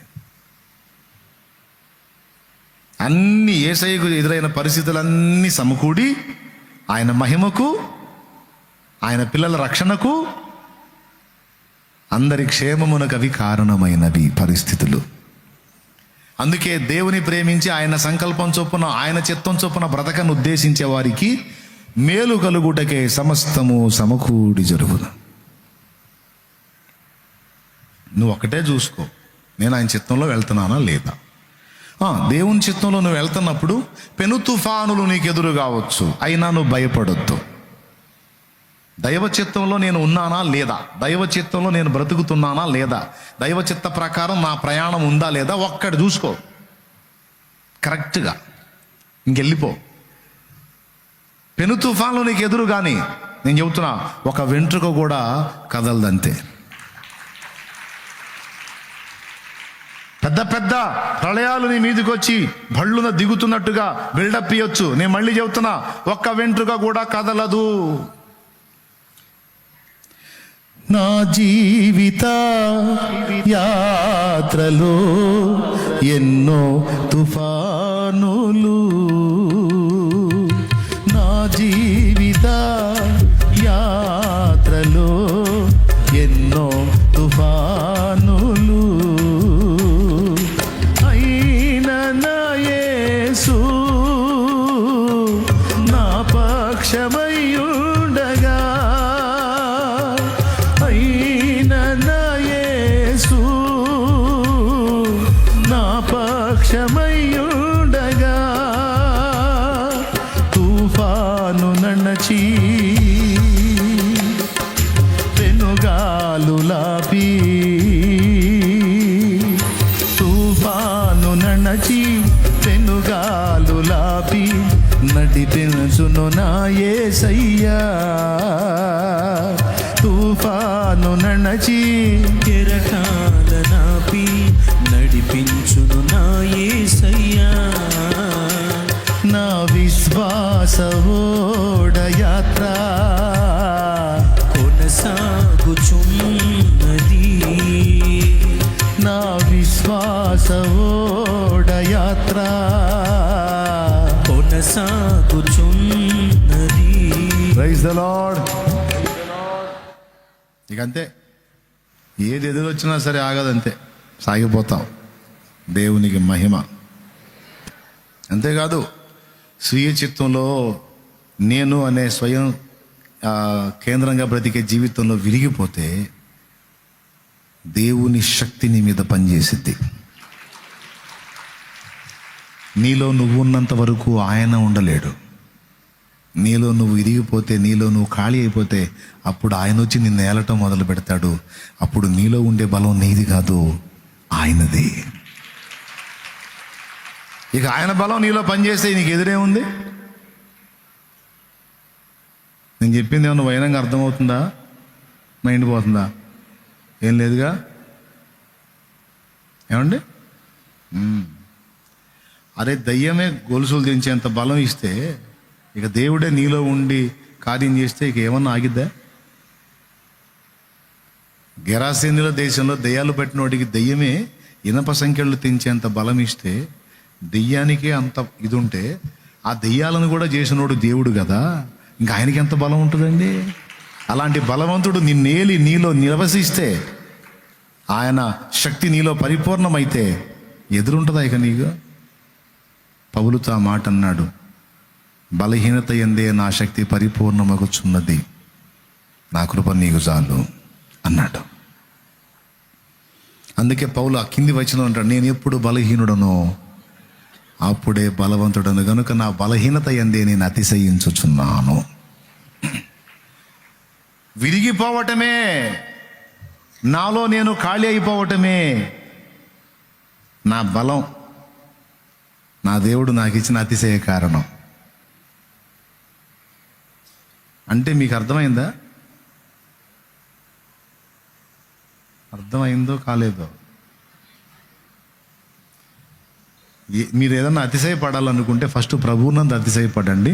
రెండవది మీ బలహీనత ఎందు అతిశయపడండి. కొంతమంది మామూలు సహజంగా మనిషి నైజం ఎలా అతిశయపడతారంటే, సహజంగా నేను చాలా బలవంతుడిని బ్రదర్, తెలుసా నీకు, ఈ చేతితో నలుగురు నీ చేతితో నలుగురిని కొడతాను అని వాడి బలాన్ని బట్టి. బ్రదర్ మన ఐడియా వేరు, స్కెచ్ గీసామంటే అంతే, అవతలోడు ఫ్లాట్ అయిపోవాల్సిందే, అస్సలు మనం ఇదే వేరు బ్రదర్ అని వాడి జ్ఞానాన్ని బట్టి, తెలివితేటలను బట్టి, చురుకుదనాన్ని బట్టి అతిశయపడతారు. పౌలు అతిశయం ఏంటో తెలుసా? బ్రదర్ నేనెంత బలహీనున్నో తెలుసా, ఈ చేత్తో నలుగురిని ఈ చేత్తో నలుగురిని కాదు, ఒకడు కూడా దన్నొచ్చు నన్ను, అది నా గొప్పతనం. అంటే ఇది ఎంత హాస్యం! అది అతిశయ కారణమా, సిగ్గు కారణమా? లోకం ప్రకారం చూస్తే నన్ను ఒక్కడు కూడా దన్నొచ్చు, అంత బలహీనుండి అంటే అది గొప్పదా, అవమానకరమైన విషయమా? గొప్పదేంది లోకం దృష్టిలో? నేను 10 మందిని కొడతాననేది గొప్ప విషయం లోకం దృష్టిలో. కానీ ఒక్కడు కూడా నన్ను దన్నొచ్చు బ్రదర్, అంత బలహీనుండి అంటే అది గొప్ప విషయమా? కానీ పౌలు అంటాడు, నా బలహీనత ఎందే నేను అతిశయించుచున్నాను. ఎట్లా బ్రదర్, ఒక్కడు కూడా కొడితే పడిపోతానన్నావు, అంత బలహీనుడివి, ఇది గొప్పతనం అంటున్నావు ఎందుకు అంటే, అదే గొప్పతనం. ఎందుకు గొప్పతనం అంటే, నేను అంత వీక్ అయిపోయి అంత బలహీనుడిగా ఉన్నందున ఇప్పుడు దేవుడే ఆయన శక్తి నాలోనికి ప్రవేశపెట్టి ఆయనే నివసిస్తున్నాడు. కాబట్టి నేను బలహీనుడిని, ఎంత బలహీనుడిని అయ్యానో అంతగా దేవుని బలం నాలో పనిచేస్తుంది గనుక 10 మంది 100 మంది కాదు, గుండెలను బద్దలగొట్టగలిగినటువంటి శక్తి నాకుంది. కర్రలు వాడను, కత్తులు వాడను, ఈటెలు వాడను, బరిసెలు వాడను, బల్యాలు వాడను అస్సలు. కానీ దేవుని ఎదుట దుర్గములను పడద్రోయ జాలగలిగినంత బలము నాకుంది. ఎందుకు తెలుసా? దేవుడే నా బలం.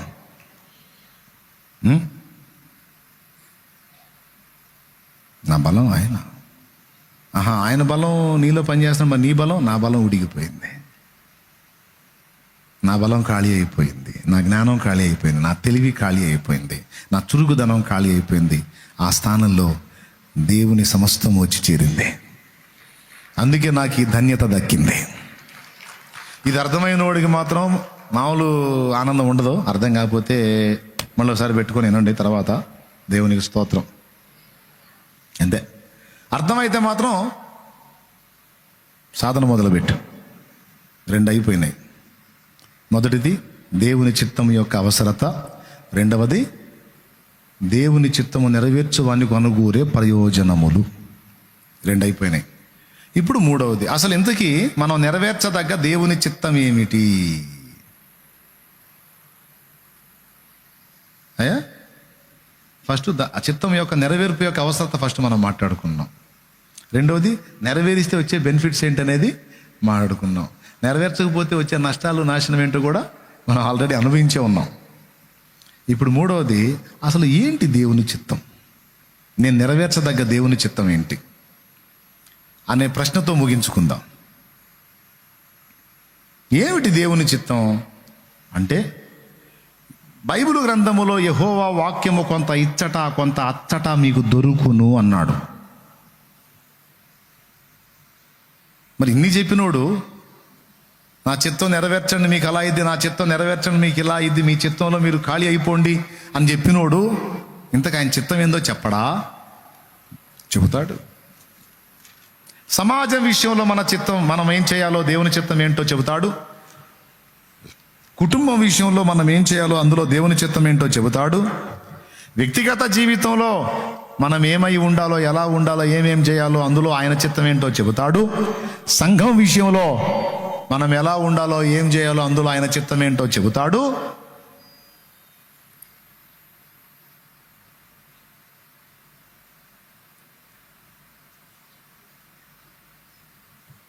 అవి మనం ఖచ్చితంగా తెలుసుకొని ఉండాలి. ఇప్పుడు మనం తెలుసుకోవాలా లేదా దేవుని చిత్తం? తెలుసుకుంటే దాన్ని అనుసరించి నడుచుకోవడానికి ప్రయత్నం చేస్తాం. ఆ తెలుసుకునే ప్రక్రియలో మొదటిగా మనం చదివిన వచనంలో తెసలోనికైలకు రాసినటువంటి మొదటి పత్రిక 5వ అధ్యాయం 16వ వచనంలో కొన్ని విషయాలు చెప్పి ఇది దేవుని చిత్తము అన్నాడు. చూడండి ఒకసారి.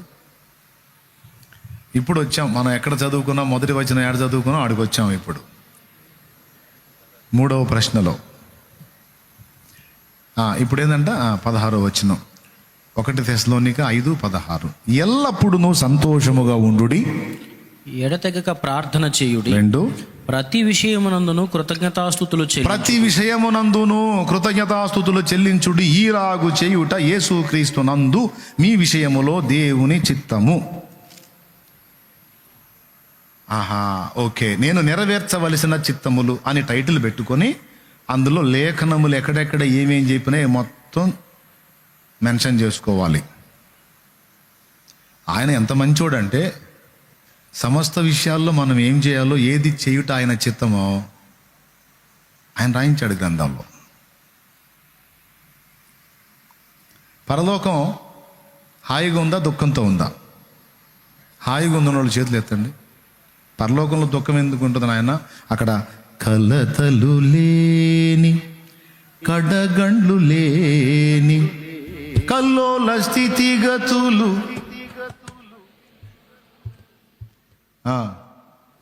కడలి లేని, కడగండ్లు లేని, కల్లోల స్థితిగతులు, సువర్ణ, అదేనా? ఆ దివ్య, అంతేనా? సూర్యుడు లేని, ఆ చరణం ముగింపులో అమ్మా సువర్ణ వీధులలో అనేది. రెండో చరణంలో ఏముంది?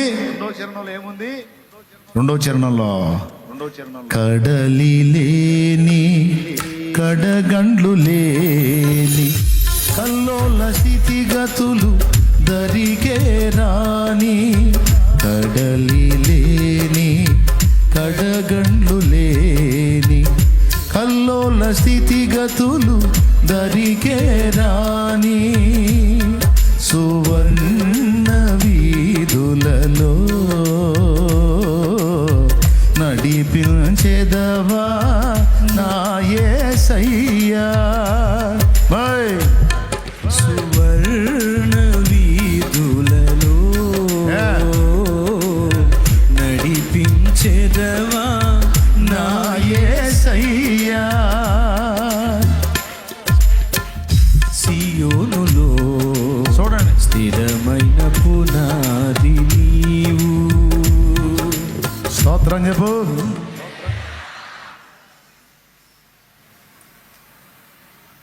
ఇక్కడ పిచ్చోళ్ళు ఎవరన్నా ఉంటే పెద్ద పిచ్చోండి నేను.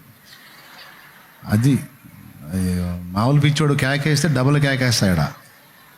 అందరు నాకెళ్ళి చూడాల్సిందే. నా సంగతి అర్థం కాలే ఇంకేళ్ళకి. చెప్పింది జాగ్రత్తగా వింటే 10 నిమిషాల్లో ముగిస్తా. లేకపోతే కృతజ్ఞత కూటం ఏమో కానీ హింస కూటం,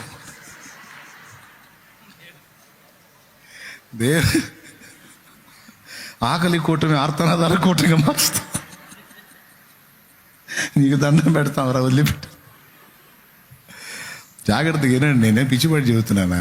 లైఫ్గా ఉపయోగపడే విషయాలు పిచ్చి మొకాలారా. పరలోకములో ప్రశాంతత ఉంది, విశ్రాంతి ఉంది, సంతోషం ఉంది, ఆనందం ఉంది. ఎందుకో తెలుసా? అక్కడ దేవుని చిత్తం జరుగుతుంది. పరలోకమందున్న మా తండ్రి, నీ నామం పరిశుద్ధపరచబడునుగాక, నీ రాజ్యం మాకొచ్చుగాక, నీ చిత్తము పరలోకమందు నెరవేరునట్లు భూమి యందును. పరలోకములో తండ్రి చిత్తము సమూలంగా నెరవేరుతుంది కనుకనే అక్కడ హాయి ఉంది, విశ్రాంతి ఉంది, ఆనందం ఉంది, ఏడుపు లేదు, దుఃఖం లేదు. మరి ఇక్కడ ఉండాల్సిన దరిద్రాలన్నీ ఉన్నాయి. ఎందుకు తెలుసా? ఇక్కడ దేవుడి చిత్తం కాదు, ఇక్కడ మనిషి చిత్తం, సైతాన చిత్తం జరుగుతుంది. ఎక్కడ? మన బతుకుల్లో. అందుకే ఏడాడ దరిద్రాలన్నీ ఉన్నాయన్నమాట. అర్థమైతే గట్టిగా స్తోత్రం చెప్పు. పరలోకంలో ఎందుకు హాయి ఉంది, ఎందుకు ఆనందం ఉంది, ఎందుకు సంతోషం ఉంది? అక్కడ దేవుని చిత్తం. అలాగే భూమి మీద దేవుని చిత్తమునకు తన్ను తాను అప్పగించుకున్నవాడు కూడా దివిలోనున్న ఆనందమును ధరణిలో నేను అనుభవింప, మహిమాత్మతో నన్ను నింపితివా. దివిలోనున్న ఆనందమును ధరణిలో నేను అనుభవింప, మహిమాత్మతో నన్ను నింపితివా, మహిమాత్మతో నన్ను నింపితివా అని పాడుకుంటాడు. దివిలో అంటే పరలోకంలో ఉన్న ఆనందము ధరణిలో నేను అనుభవింప. ఎలా అనుభవించావా నువ్వు? నా బ్రతుకును ఆయన చిత్తమునకు అప్పగించుకున్న నాట నుండి నేటి వరకు ఆయనే నన్ను ఏలుతున్నాడు. ఏ పరిస్థితులలోనైనా నేను ఆయన రెక్కల నీడలో విశ్రాంతిలో ఉండగలను.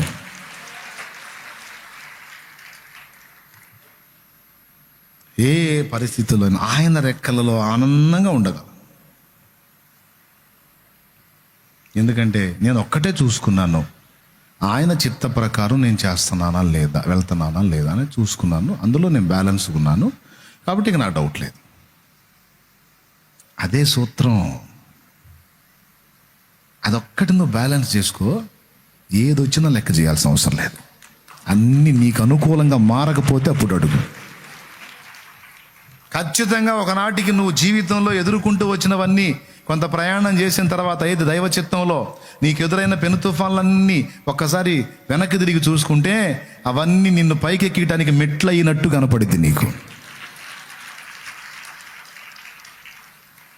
దేంది నాయన ఇవన్నీ నాకు ఇంత ప్లస్గా మారినా ఏంది అంటే, నువ్వు నా చిత్తంలో వెళ్తున్నావు కదా, అందుకే అవమానాలన్నీ నీకు సోపానాలుగా మార్చాను. సోపానము అంటే మెట్టు.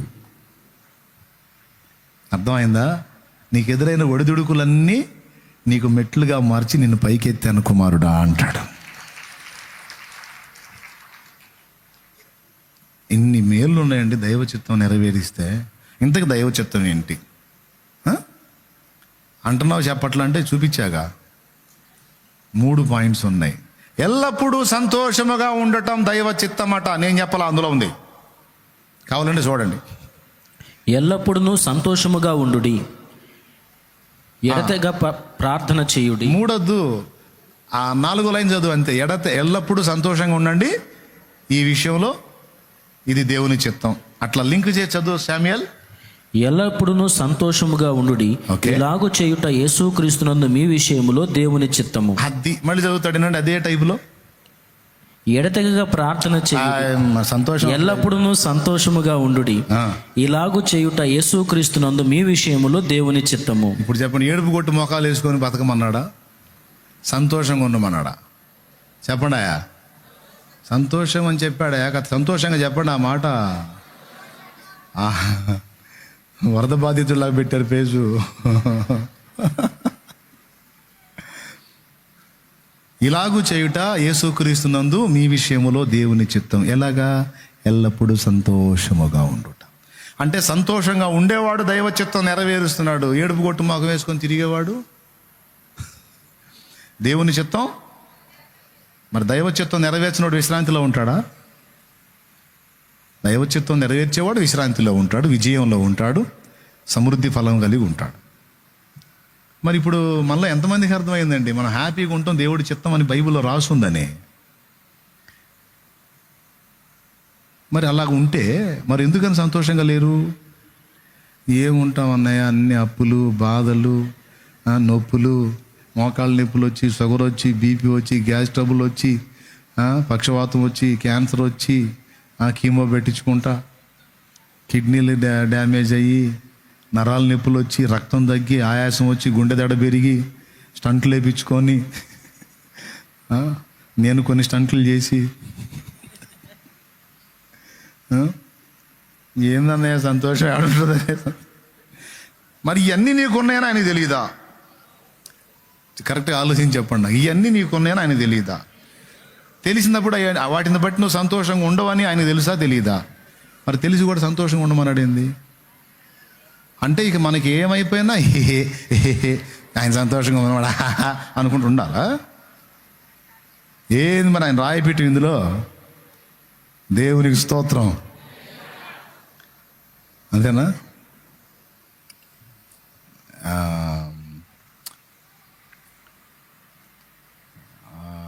కీమోథెరపీ అని ఏంది రకరకాల థెరపీలు వచ్చినాయి. రేడియేషన్ థెరపీ అని క్యాన్సర్కి. అట్లాగే లాఫింగ్ థెరపీ అని వచ్చింది ఒకటి. లాఫింగ్ థెరపీ శుభ్రంగా పొద్దున్నే లేచి నడుము మీద చేతులు పెట్టుకొని అంటుంటారు. కొత్తోడు ఎవడన్నా చూస్తే ఎగిరి పడతాడు. ఏమైందిరా వీడికి, ఏం పిచ్చోడా మంచోడా, వీడేందిరా ఇట నవ్వుతున్నాడని. నవ్వుతానే ఉంటాడు. ఆయాసం వచ్చిందాక నవ్వి మళ్ళీ మౌనంగా ఉంటాడు. కాసేపు ఊపిరి పీల్చుకొని మళ్ళీ నవ్వుతూ ఉంటాడు. ఇదంటే లాఫింగ్ థెరపీ అంట. అంటే నవ్వితే ఆరోగ్యం అంట. దేవునికి స్తోత్రం. అట్ట నవ్వమన్నాడా? నవ్వి నవ్వి నవ్వి ఏడుపు ముఖం వేసుకొని వస్తాడు వాడు. సహజంగా లోకస్తుడి సంగతి చెబుతున్నాను నేను. కానీ యేసుక్రీస్తు ప్రభు ఒక మాట రాయించాడంటే ఒట్టిగా రాయిస్తాడా? బాయ్, నా చిత్తం ఏందని అడిగావుగా, నా చిత్తంలో నంబర్ 1లో చెప్తున్నా, నువ్వు ఎప్పుడు సంతోషంగా ఉండాలి, ఇది నా చిత్తము అన్నాడు. ఇన్ని బాధలుండి నేను ఎలా ఉంటాను సంతోషంగా ఉంటే? ఎలా ఉంటావో చెప్పనా? బాధలు నీవి అనకుండా బాధలు నావి అని నాకు అప్పగించి నా మీద నువ్వు ఎప్పుడైతే ఆనుకుంటావో అప్పుడు నువ్వు విశ్రాంతిలోను సంతోషంలోనూ ఉండగలవు. నువ్వేమో ఆనుకుంటానని పాడుకుంటావు కానీ నువ్వు ఆనుకోవు, నీ తలకాయ లేదంటాడు ఆయన. పాటేమో అరణ్య యాత్రలోనా నా దాగు చోటు నీవే, నా నీటి ఊట నీవే. అరణ్య యాత్రలోనా నా దాగు చోటు నీవే, నా నీటి ఊట నీవే. అతి కాంక్షణీయుడా ఆనుకొనెదని మీద, కాంక్షణీయుడా ఆనుకొనెదని మీద, నా యేసు రాజా నా ఆరాధ్య దైవమా, ఆరాధ్య దైవమా, నా స్తోత్ర గీతమా. నిజంగా ఆనుకున్నోడు హాయిగా అట్ట పాడుకుంటాడు. ఆనుకోనోడే ఏడాడి అన్ని నెత్తి మీద వేసుకొని గందరగోళం అయిపోతుంటాడు. దేవుని సన్నిధికి వచ్చి కూడా నా మొహంలో కళ ఉండదు, కాంతి ఉండదు. అదే మాటలు చెబుతాను. దేవుడి మీద వేసాను అని అంత భారం. ఒట్టిదే మొత్తం ఎక్కడెక్కడే నెత్తిన పెట్టుకుని మోస్తున్నాడు. ఒట్టి మాటలే. అంత ఆయన నానే అంటాడు నా దగ్గరికి వచ్చి. అంత ఆయన అంటే ఇక నీ నోట స్తుతి పాట ఉంటుంది తమ్ముడు, నీ నోట ఆరాధన ఉంటుంది, నీ ముఖంలో ఆ పరవశం కనపడిద్ది, ఆ కాంతి కనపడిద్ది, ఆ సంతోషం కనపడిద్ది. సంతోషం అంటే ఇగిలితే వచ్చేది కాదు. అంతరంగంలో సంతోషం అంటే ముఖం కాంతివంతంగా మారిపోయింది, ప్రకాశవంతంగా మారిపోయింది. ఒత్తిళ్ళు మీకు ఎక్కువ నాకు ఎక్కువ చెప్పండి. మనం మొత్తం కలిసి ఫోటో దిగుదాం రండి. ఎవరు ముఖం కళగా ఉంటుందో చూద్దాం రండి. అవునా? ఎవరి ముఖం కళగా ఉంటుంది? ఎందుకంటే నేనే తెచ్చిపెట్టుకొని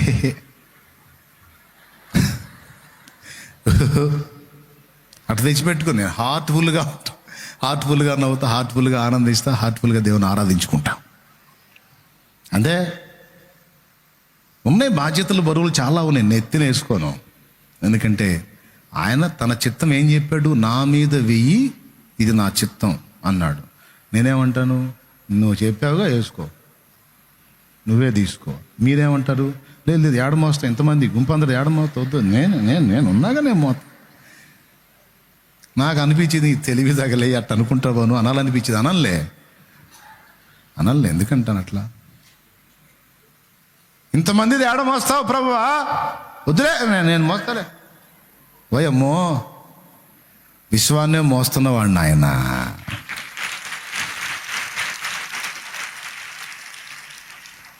కొంతమంది చెబుతారు, ఇన్ని రోజులు ఎందుకు ఆగారు నాకు చెప్పొచ్చుగా అంటారు ఏదన్నా విషయం ఉంటే. ఇన్ని ఇదుల్లో ఉన్నావులే, మళ్ళీ ఇది ఒక బరువు ఎందుకని చెప్పలేదయ్యా. కింటా మోసేవాడికి 100 గ్రాములు లెక్క. అమ్మా, కింటా మోత్తనాగా 100 గ్రాములు కూడా తగలేయమ్మా, నా మీదే తగలే. పెద్ద 100 గ్రాములు బరువు తగ్గించింది బిడ్డ. అయ్యమ్మా, ఆ కింటా 100 గ్రాములు మొత్తం కలిపి నేను ఆయన మీద వేస్తా, ఆయనే మొత్తం ఒక దారికి తెస్తాడు. ఏంటి ఆయన చిత్తం? సమస్తము చింత యావత్తు ఆయన మీద వేయుడి, ఇది ఆయన చిత్తం. వేయి అన్నాడు. వేయకుండా నువ్వు మోస్తే పెందలాడిపోతావు. ఖాయం, అనుమానం లేదు అందులో. అన్ని షుగర్ రేజ్ అవుతుంటుంది, బీపీ రేజ్ అవుతుంటుంది, నరాలు బలహీనత వస్తుంటుంది, గందరగోళం అంతా. 30 ఏళ్ళకి ముసలి ముఖం పడిపోద్ది. ఏంది ముసలమ్మ, అమ్మాయి ఎంత వయసు అమ్మ అంటే 60 ఏళ్ళు ఉండవు బామ్మగారు. 60 కాదమ్మా, మొన్ననే 30 వచ్చింది. 30 ఇట్లా అయిపోయింది. ముదుసలి ముఖం వచ్చేస్తుంది. No no no no no, బరువు నువ్వు మోయొద్దు, నువ్వు విశ్రాంతిలో ఉండు. నువ్వు క్రీస్తునందు ఎప్పుడు సంతోషంగా ఉండు. అలా కాకుండా ఆలోచించి 20లోనే 60కి వెళ్ళొద్దు. నువ్వు ఒత్తిడి తీసుకుంటే ఆ ఒత్తిడి ఎంత ప్రభావం నీ కిడ్నీల మీద పనిచేస్తుంది, గుండె మీద పనిచేస్తుంది, లివర్ మీద పనిచేస్తుంది, బ్లడ్ మీద పనిచేస్తుంది, బ్రెయిన్ మీద ఎక్కువ పనిచేస్తుంది. ఎందుకు రావు రోగాలు? కాదయ్యా, నీ గొడవంతా జానాబెత్తడు గొడవ నీది. దానికి ఏదో ప్రపంచం అంతా నీ నెత్తిన పడ్డట్టు ఆలోచించి ఏమండి ఇవన్నీ బాయా అంత మారిపోద్ది. కాబట్టి మార్చుకుందామా? మనం మోద్దామా, దేవుడికి అప్పచెబుద్దామా? ఇప్పుడు బాగానే చెబుతారు డైలాగ్. మరి తర్వాత మళ్ళీ అందరు ఎవరిని ఇచ్చిన వాళ్ళు పెట్టి మోసుకుంటూ ఉంటారు. దేవుడు చెప్పింది చేయకపోతే పాపమా కాదా? ఇప్పుడు చెప్పండి. బరువంతా చింతంతా ఆయన మీద వేసి, చింత తన మీద వేయమన్నాడు, నిన్ను సంతోషంగా ఉండమన్నాడు. మనం రివర్సు, చింత మనం పెట్టుకొని నువ్వు సంతోషంగా ఉండయ్యా, నువ్వే బాగుండయ్యా. ఇక మార్చుకుందాం. ఇక ఒక్కొక్క చిత్తం ఎట్లా రాసుకోవాలా? నేను సంతోషంగా ఉంటాం నా తండ్రి చిత్తం, నా బరువంతా ఆయన మీద వేయటం ఆయన చిత్తం, నేను ఆయన మీద ఆనుకోవటం ఆయన చిత్తం, నేను ఆయన మీద ఆధారపడి బ్రతకటం సమస్తానికి. నా నీతికి ఆధారమా నిబంధనమా దశమా, నా నీతికి ఆధారమా నిబంధనమా దశమా, అనుబంధమా మకరందమా, నాలో ఆనందమా, అనుబంధమా మకరందమా, నాలో ఆనందమా. నజరేయుడా యేసయ్యా, మన ఇష్టం. ఆరాధన నీకేనయ్యా, మహనీయుడా యేసయ్యా, ఆరాధన నీకేనయ్యా, నా నీతికి ఆధారమా.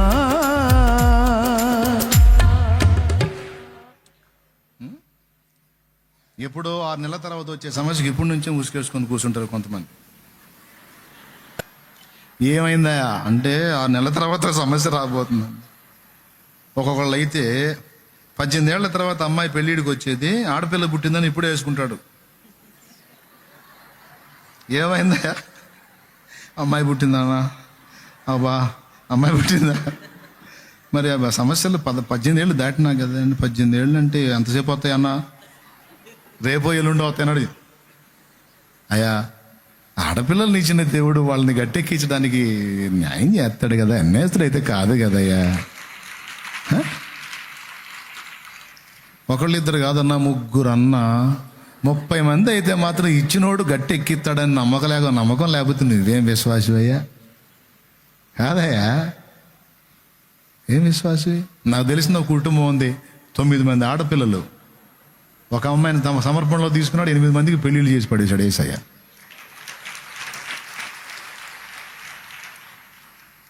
ఆయన ఉన్నాడు. ఆ 9 మందిని కన్నా తల్లిని వదిలిపెట్టి ఇప్పుడు కూర్చోబెట్టి ఇక్కడ మైకి చేతికిచ్చి ఎండమావులే జీవనదులై అని అద్భుతంగా పాడకపోతే అప్పుడు అడగండి. 9 మందే అని ఆమె ఏడిసినాడు ఒక్కసారి కూడా కనపడాల నాకు. ఇక్కడ ఒక్క ఆడపిల్ల పుడితే, 2 ఆడపిల్ల పుడితే, 3 పుడితే ఇంకా అయిపోయింది. ఇంక నేను బతికేది ఆడ. అదే 9 మంది. దేవునికి స్తోత్రం కలుగును కాక. మరి అప్పుడు ఆ 9 మంది పిల్లలకు ఉన్నప్పుడు అదే పాడుపడింది. ఇప్పుడు కూడా శుభ్రం, ఇప్పుడు కూడా పొద్దున్నే మందిరం కూడా ఎండమావులే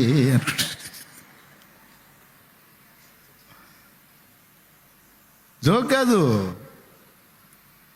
ఎండమావులే జీవనదులై ఎడారులే పచ్చిక బయలై ఉల్లసించెనుగా, ఇది నీ దయగాదా యెహోవా, ఇది నీ కృపగాదా, ఇది నీ దయగాదా యెహోవా, ఇది నీ కృపగాదా. ఎండమావులే జీవనదులై ఎడారులే పచ్చిక బయలై ఉల్లసించెనుగా, ఇది నీ దయగాదా యెహోవా, ఇది నీ కృపగా. ఏం పాట చూడు. అంతమందిని కలిగి ఉన్నాయి పడాలా. నా వేదనకు మితి లేదు. అది ఏడుపు కొట్టు పాట. ఒక్కసారి కూడా ఆ పాట నేను చూడలా. 2-3 గన్నోళ్ళు అది ఆ పాటలు పాడుకుంటున్నారు. 9 మందిని కన్న మనిషిని. కానీ ఆశ్చర్యం చెప్పిన ఆ విశ్వాసం దేవుడు నెరవేర్చాడు. ప్రభు మీద ఆనుకుంది అందరినీ ఆయనే గట్టెక్కించాడు. ఇప్పటికీ ఆమె హ్యాపీనెస్ అలానే ఉంది, అలానే పాడుకుంటుంది, దేవుని పని చేసుకుంటానే బతుకుతుంది. నేను ఒట్టి మాటలు చెప్పట్లా.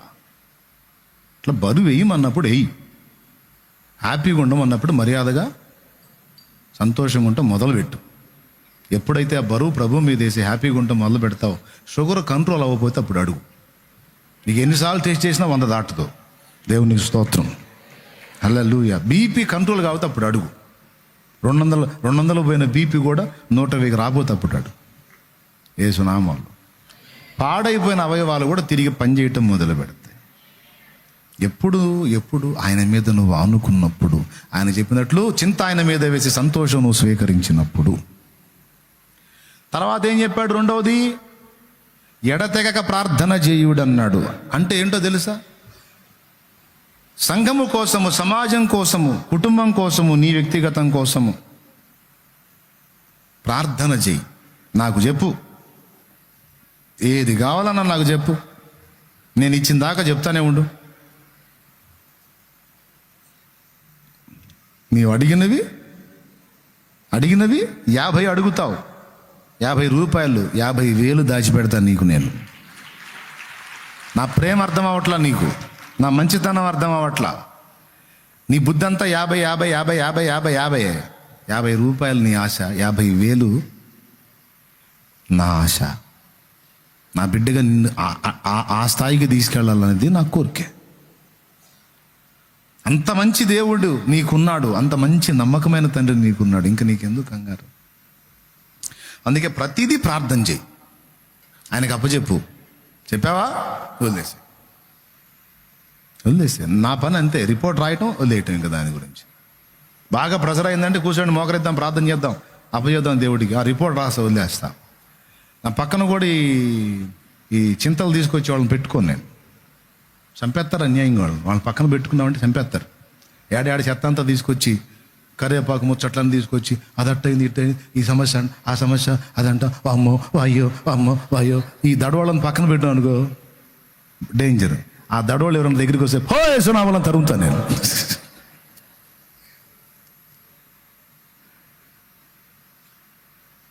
ఇప్పుడు మనం దడపడితే ఇద్దే మోకరించి ఆయనకు ప్రార్థన చేసి మొర్ర పెడితే, నాకు మొర్ర పెట్టుమో ఉత్తరం ఇచ్చే నమ్మకమైన తండ్రి నాకున్నాడు. చేసి ఉన్న ప్రార్థన నేను మరచిపోయినా నువ్వు మరచిపోవుగా నా మంచి నాయన. చేసి ఉన్న ప్రార్థన నేను మరచిపోయినా నువ్వు మరచిపోవుగా నా మంచి నాయన. అవసరాన్ని తీర్చమనే నా దీనయాచన, అవసరాన్ని తీర్చమనే నా దీనయాచన. పట్టజాల పోతినిగా నీవిచ్చిన దీవెన, పట్టజాల పోతినిగా నీవిచ్చిన దీవెన. అధికముగా చేయగలవు యేసయ్యా,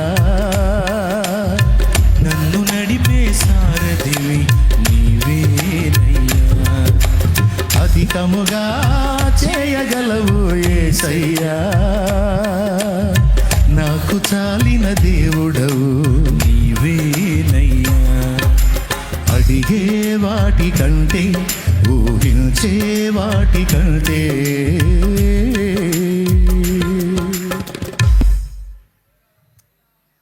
సేవకులైనా అంతే, విశ్వాసులైనా అంతే, పరిచయం ఎవరైనా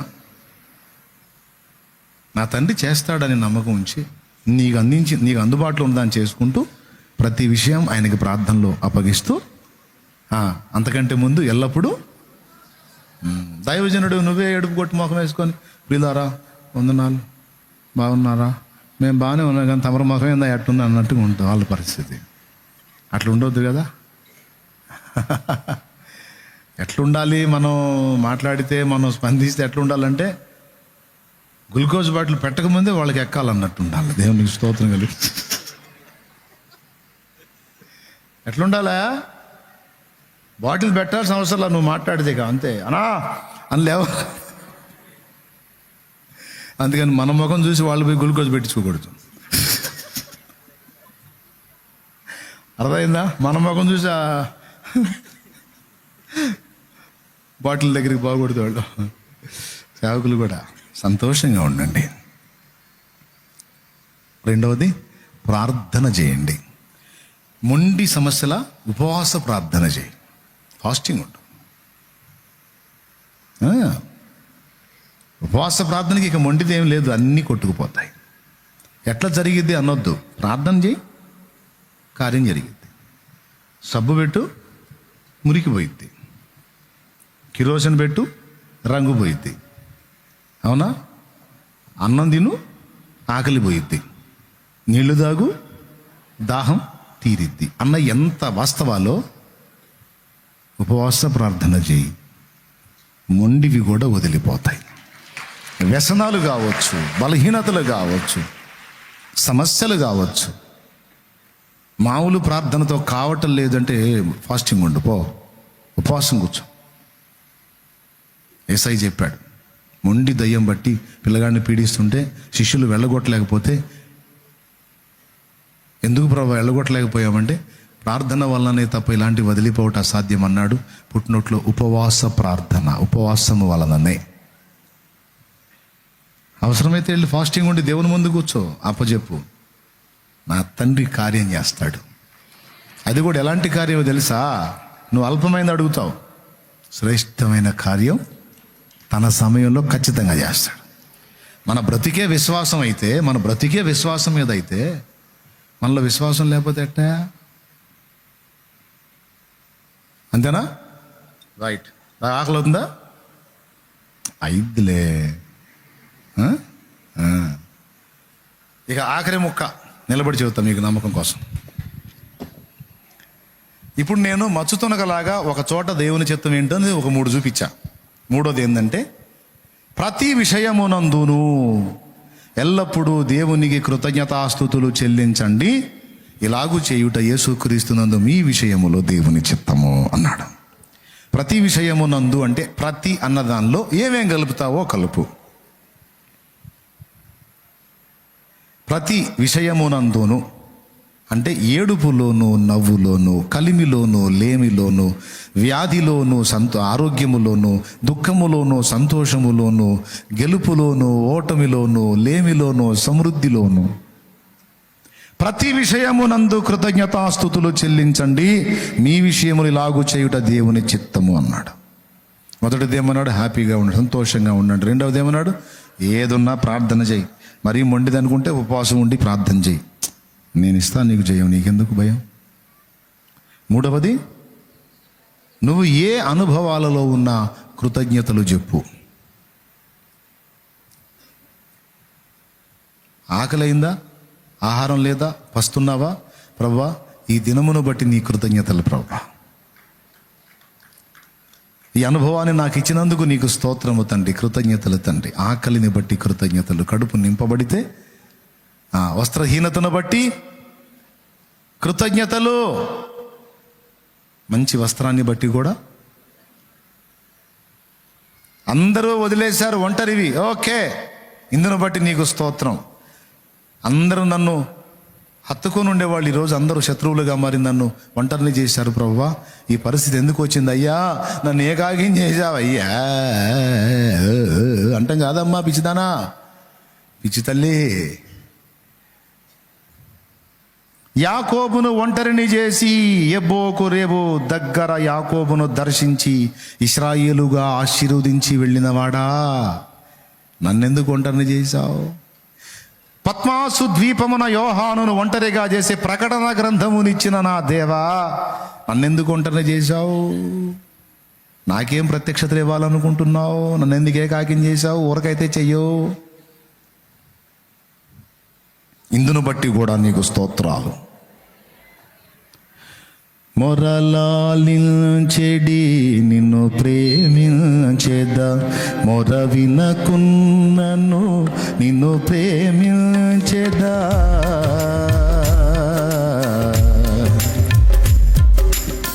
మొరలాలించెడి నిన్ను ప్రేమించేదా, వినకున్నను నిన్ను ప్రేమించేదా.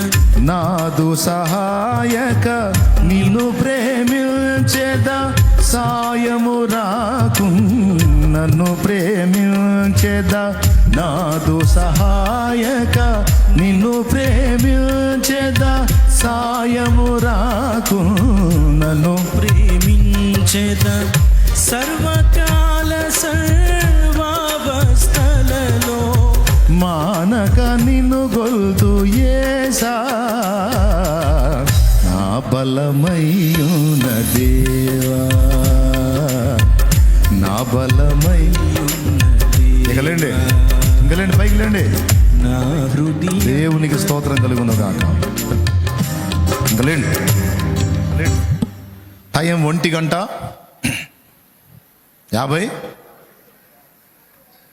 4 నిమిషాలా, 6 నిమిషాలా, 7 నిమిషాలా,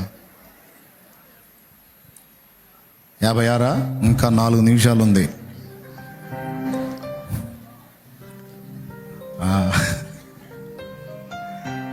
ఇంకలేండి మా కృతజ్ఞత కోటంలో మిమ్మల్ని ఆకలితో చంపడం బాగలేదులే.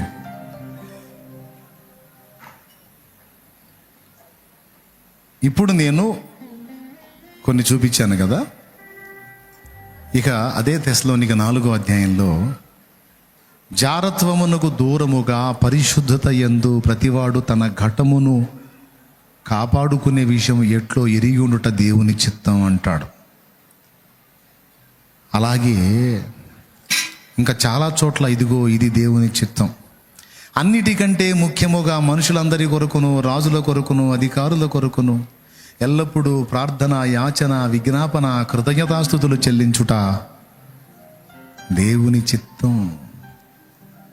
అట్లాగా మీరు కొంచెం అధ్యయనం చేస్తే ఇంకా ఏమేం చేయటం దేవుని చిత్తమో ఒక నోట్స్ ప్రిపేర్ చేసుకోవచ్చు.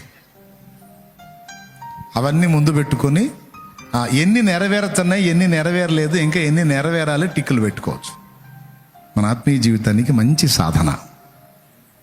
నేను చెప్పింది అర్థమైతే మెట్టుకి ఇప్పుడు కొన్ని మీకు ఈరోజు నేర్పించాడు. చెప్పండి, దైవ చిత్తం అనేది మనకి మేలా కీడా? సొంత చిత్తాలు మనకి నష్టం కలిగించాయా, లాభం కలిగించాయా? నష్టమేగా, పాడైపోయాంగా. మరి ఇకనన్నా మరి దేవుని చిత్తానికి లోపడదామా? పుట్టేటప్పుడు మన చిత్తం కాదు, చచ్చిన తర్వాత మన చిత్తం లేదు. మధ్యలో ఉన్న ఈ చిన్న జీవితంలో కూడా దేవుని చిత్తానికి అప్పగించుకొని బతికితే ఎంత బాగుంటుంది. అదే సాధన చేద్దాం. నా తండ్రి, నీ చిత్తమే నాలో నెరవేరునుగాక, సిద్ధించుగాక తండ్రి, స్తోత్రం అని దైవ చిత్తాన్ని అపేక్షిద్దాం. రండి. అలాగే ఎల్లప్పుడూ దైవ చిత్తం చేసేవాడికి ఎన్ని మేలులు ఉన్నాయో. విశ్రాంతిలో ఉంటాడు, విజయం పొందుతాడు, విస్తారంగా ఫలిస్తాడు, భూమి మీదనే పరలోకానందాన్ని అనుభవించగలుగుతాడు, కార్యములు సఫలమవుతాయి, సమస్తము సమకూడి మేలుకే జరుగుతాయి.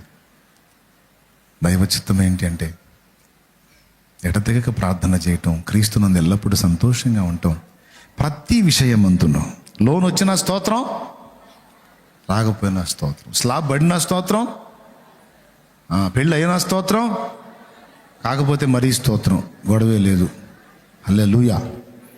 పిల్లలు అయినా స్తోత్రం, కాకపోయినా స్తోత్రం, అది ఉద్యోగం వచ్చిన స్తోత్రం, అది మనం అనుకునే ఉద్యోగం కంటే బెటర్ ఉద్యోగం ఇవ్వచ్చు దేవుడు. నువ్వు అనుకునే దానికంటే బెస్ట్ లైఫ్ నీకు డిజైన్ చేసి ఉండొచ్చు. అసలు నీకు ఉద్యోగం ఇవ్వటం కాదు, ఉద్యోగాలు ఇచ్చేటట్టు నిన్ను చేయొచ్చు. కాబట్టి అందును బట్టి కూడా స్తోత్రం. నాకు ఉద్యోగం రాలేదు ప్రభా, నీకు స్తోత్రం.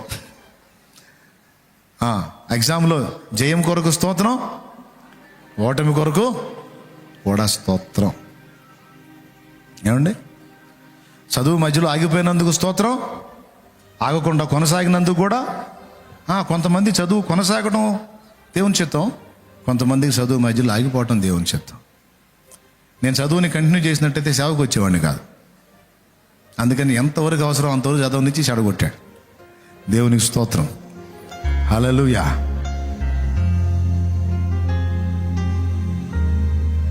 అదే ఒకవేళ చదువు దేవుడు నన్ను ఆశీర్వదించి చదువులోకి నన్ను తీసుకెళ్తే ఏదో ఒక జాబులో ఒంటరిగాడిగా ఉండిపోయేవాడిని. అవునా? లోకంలో చాలామందికి చదువు, గొప్పగా చదువు, పెద్ద పెద్ద చదువు, కానీ నాకు అవసరమైంది ఎంతో అంతవరకు చదవనిచ్చాడు.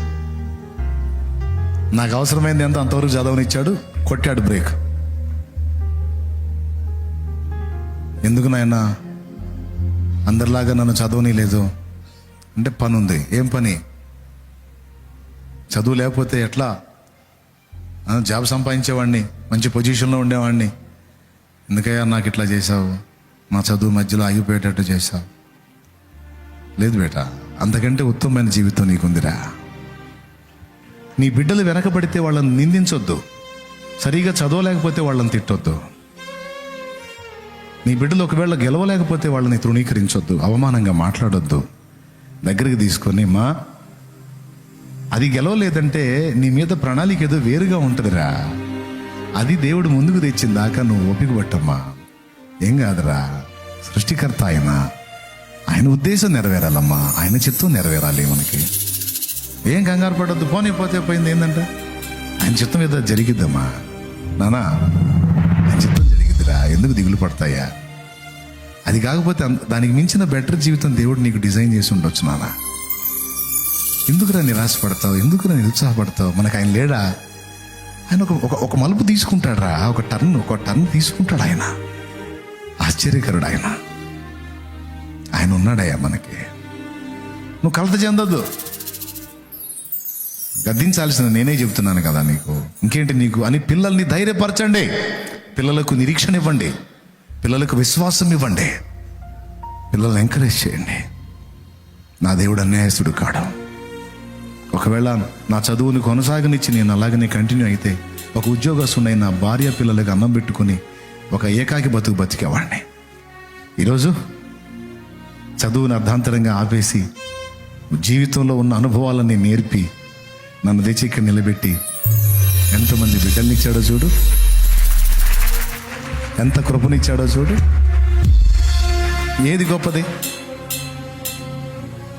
మంచిగా ఉద్యోగం సంపాదించి నా భార్య పిల్లల్ని మాత్రం సంతోషపెడితే ఆ జీవితం మంచిదా?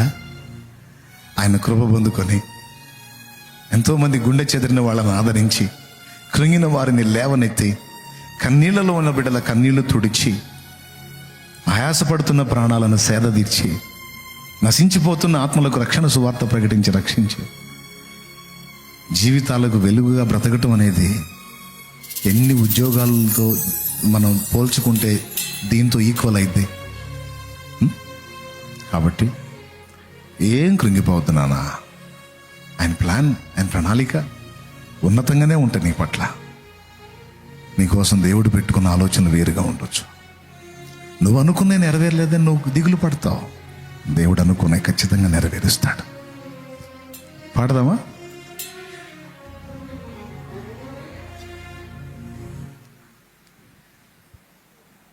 ఏం పాడదాం? అల్పమైన వాటిని ఆశించును నా హృదయం, అధికమైన మేళ్లను దాచును నీ మంచితను. ఏది నిన్ను కోరాలో ఎరుగదు నా వెర్రితనం, ఏది నాకు కావాలో ఎంచి ఇచ్చు నీ జ్ఞానం. దేవుడు నీ జీవితంలో కార్యం కదిలించి జరిగించిన దాకా నువ్వు ఆయనతో గడుపు. నీ కన్నీళ్ళు ఆయన దగ్గర కార్చు. అవసరమైతే ఉపవాసం ఉండవు. నా పరిస్థితి ఇలా ఉంది, నా పక్షంగా కదలవా, నా ఎడల కార్యం చేయవా? ఈ పరిస్థితిని బట్టి కూడా నీ కృతజ్ఞతలు నాన్న, నీకు స్తోత్రాలు. విడుదల వచ్చిందాక చెప్పటం కాదు, విడుదల రాకముందే స్తుతి చెల్లించు. కూటాలకు ముందు కూడా స్తోత్రం చెప్పాను నేను, కూటలు అయిపోయిన తర్వాత కూడా స్తోత్రం చెప్పడానికే పిలిచాను. ఓకేనా? తలలు మంచి కళ్ళు మేయండి, ప్రార్థన చేస్తాం. పరిశుద్ధ తండ్రి, నీ బిడ్డలందరినీ సమకూర్చి ఈ శుక్రవారం వేళ అనేక మందిని చేరి వచ్చి నీ చిత్తం యొక్క ప్రాముఖ్యత, దానివల్ల కలిగే ప్రయోజనాలు, ఇంతకి చిత్తం అసలు ఏంటి అనేది 3 ప్రశ్నలకు మంచి సమాధానాలు మాకిచ్చి మమ్మల్ని ప్రోత్సాహపరిచారు. గుండె చెదిరిన మాకు ధైర్యాన్ని ఇచ్చారు, నిరీక్షణని ఇచ్చారు, సంతోషాన్ని ఇచ్చారు. నా ముఖాలు ప్రకాశించేటట్టు చేశారు. మీకు వందనాలు నా తండ్రి. మా హృదయాలని తెప్పరిల్ల చేసినందుకు మనస్ఫూర్తిగా కృతజ్ఞతాస్తుతులు చెల్లిస్తున్నాం. ఆశీర్వదించండి. తప్పకుండా ప్రవ్వా నీ మీదనే అనుకుంటాం, నీ చిత్తమునే జరిగించాలని ఆశపడతాం, అందుకోసమే ప్రయాసపడతాం. మమ్మల్ని బలపరిచి ఇంకా గొప్ప గొప్ప కార్యాలు జరిగించి నేను మహింపరచుకున్నట్లు సహాయము చేయమని సమస్తమైన మహిమ మీకే చెల్లిస్తాం. యేసు నామములో ప్రార్థించి పొంది ఉన్నాం తండ్రి. సమస్త రోగములు, బలహీనతలు నా తండ్రి తొలగించునుగాక. ప్రతికూలతలు, వేదనలు, దుఃఖము, అప్పు, బాధ, శోధన, నింద, అవమానం యేసు నామములో కొట్టివేయబడునుగాక. అన్యాయంగా బనాయించబడిన ప్రతి కేసు యేసు నామములో కొట్టివేయబడునుగాక. న్యాయము నా దేవుడే తీర్చునుగాక. మన తండ్రి అయిన దేవుని ప్రేమ, ఆయన ప్రియ కుమారుడు, మన ప్రాణప్రియుడు, మనందరి రక్షకుడైన యేసయ్య శాశ్వత నిత్య కృప, పరిశుద్ధాత్మతోడి మనోహర దివ్య సహవాసం, సమాధానం సమకూడిన మనకు సకల పరిశుద్ధులకు, సార్వత్రిక సంఘమంతటికి, నీ సమస్త భక్త కోటికి ఆయన రాక పర్యంతం, యుగాంతం, మనందరం నిత్యత్వంలో చేరు పర్యంతం సదా తోడే మనం నడిపించునుగాక. ప్రవేశ రక్తమునకు జయం, ప్రవేశ రక్తమునకు జయం. యేసు నామమున సంపూర్ణ విజయం కలుగునుగాక. ఆమేన్. హల్లెలూయా, హల్లెలూయా, హల్లెలూయా. బిడ్డల విశ్వాసంతో తెచ్చిన నూనె నీ శక్తితో నింపి రోగులైన వారికి అది వ్రాసి ప్రార్థించడం ద్వారా స్వస్థత చేకూర్చి గొప్ప విడుదల బిడ్డలుగా దయచే. రోగములను ముట్టి స్వస్థపరచు, దయ్యములను వెళ్ళగొట్టు, మంత్ర ప్రయోగాలు నాశనం చేయి. పరిశుద్ధాత్మ అభిషేకంతో బిడ్డల్ని నింపి ప్రతి ఒక్కరూ కూడా నీ మీద ఆనుకొని సంతోషముఖము గలవారై, ప్రార్థనా యోధులై, ఉపవాస ప్రార్థనా పరులై, ప్రతి విషయమందును కృతజ్ఞతలు చెప్పే బిడ్డలై, నీ చిత్తమంతయు ఎరిగి దాన్ని నెరవేర్చే బిడ్డలై వర్ధిల్లున్నట్లు మా బిడ్డలకు మాకు కృప చూపమని యేసునామములో ప్రార్థించి పొంది ఉన్నాం తండ్రి. ఆమేన్, ఆమేన్, ఆమేన్. మీ అందరికి వందనాలు. వెళ్ళండి, వెళ్ళి భోంచేయండి. అందరికీ ఫుడ్ ఉంది కదా, అయిపోయిందా, రెడీ అయిందా? రైట్, వెళ్ళండి. అందరికీ ఫుడ్ ఏర్పాటు చేశారు, వెళ్ళి తినండి. బాప్తిస్మో ఉన్నారా? మా బాప్తిస్మానికి ఎవరన్నా సిద్ధపడి వస్తే చర్చి బ్యాక్ సైడ్ వాటర్ ఉంది నాన్న, అక్కడికి వెళ్ళిపోండి, నీళ్ళ దగ్గరికి వెళ్ళిపోండి నాన్న. యేసు ప్రభువుని విశ్వసించి జన్మ కర్మ పాపములు కడుక్కొని పరిశుద్ధపరచబడి ఆయన రక్తములో పరిశుద్ధాత్మను పొందుకొని దేవుని బిడ్డగా బతకాలనుకున్నోళ్ళు, ఇక దేవుని బిడ్డగా జీవించాలనుకున్నోళ్ళు వెళ్ళండి. చర్చి బ్యాక్ సైడ్ నీళ్లు ఉన్నాయి, అదిగో నీళ్లు, ఇదిగో దైవజనం. వెళ్ళు వెళ్ళు వెళ్ళు, రక్షణకు సిద్ధపడు. రైట్.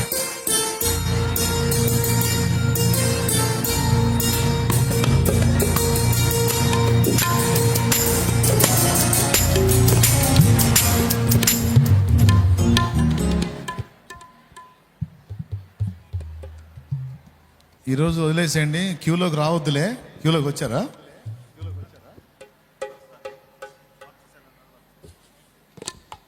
బాప్తిస్మాలో రండి బ్యాక్ సైడ్కి.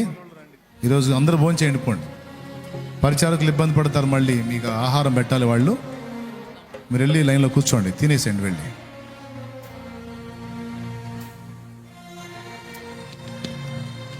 దేవుని కృతజ్ఞతలు చెప్పుకుంటూ దేవుని మహిమపరచుకుందాం. తండ్రి చేసిన కార్యాలను బట్టి ఆయన్ని కీర్తించుకుందాం. హల్లెలూయా.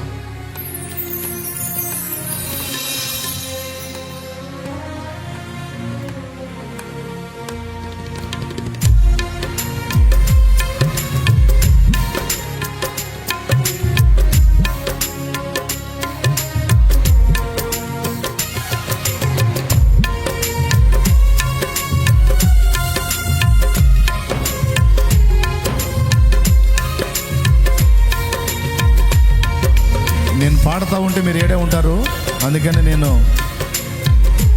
వెళ్ళిపోతున్నాను. ప్రశాంతంగా వెళ్ళి ఒక మూత తినండి.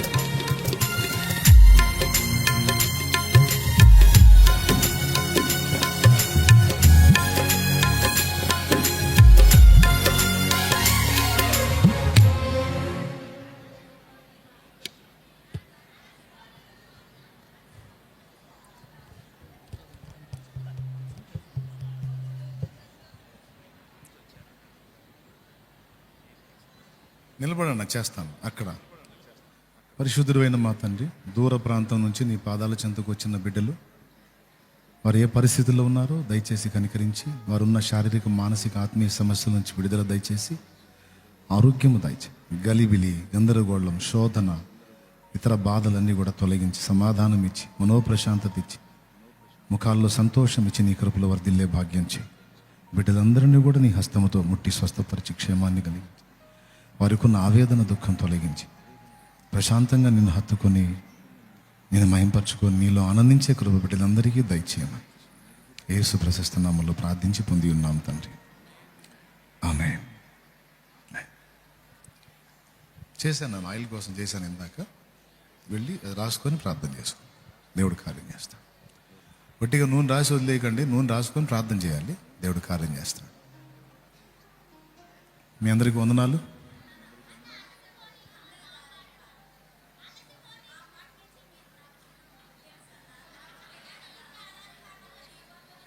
పాడాగా ఇందాక.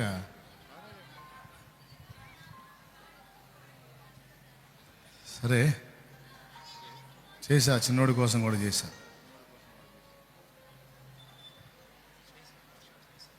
నూనె కోసం చేశాను, డౌట్ పెట్టుకో. కన్నులో జారిన కన్నీళ్ళు అనే పాట పాడమన్నారు, పాడతాను. తర్వాత పాడతాను, స్తుతిస్తా, ఇబ్బంది ఏం లేదు.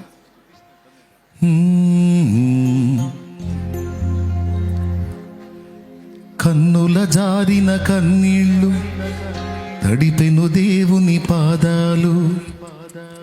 ఇప్పటి నుండి నీ కళ్ళు చూచును దేవుని కార్యాలు. కన్నుల జారిన కన్నీళ్ళు తడిపెను దేవుని పాదాలు. ఇప్పటి నుండి నీ కళ్ళు చూచును దేవుని కార్యాలు. ఉందిలే దీవెనా ఎందుక వేదన, పొందిన యాతన దేవుడే మరచునా. ఉందిలే దీవెనా ఎందుక వేదన, పొందిన యాతన దేవుడే మరచునా. కన్నుల జారిన కన్నీళ్ళు తడిపెను దేవుని పాదాలు. ఇప్పటి నుండి నీ కళ్ళు చూచును దేవుని కార్యాలు.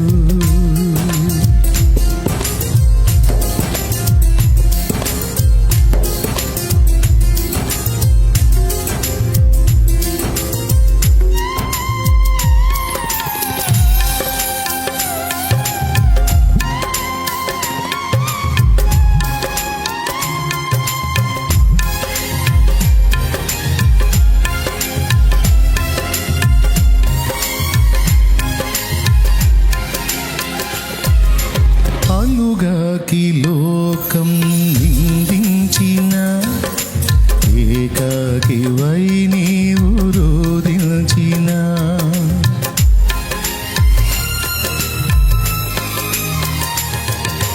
పలుగాకి లోకం నిందించిన ఏకాకి వై నీవు రోదించిన.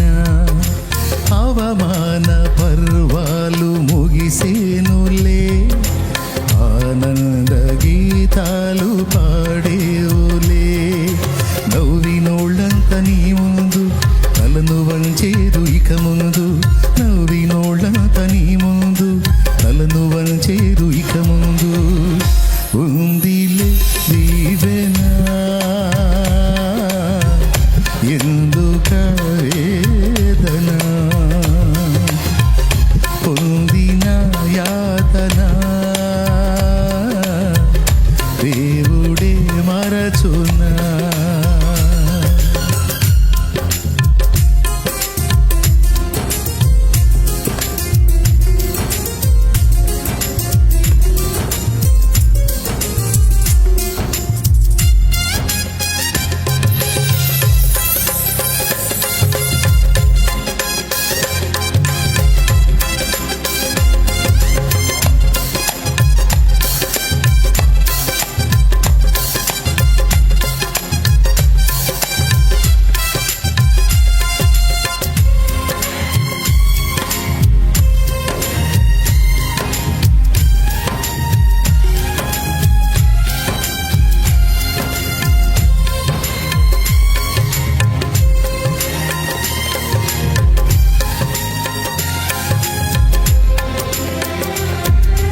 అనుకునని శ్రమలెన్నో ఎదిరించిన, ఆత్మీయుల ప్రేమనిదురించిన.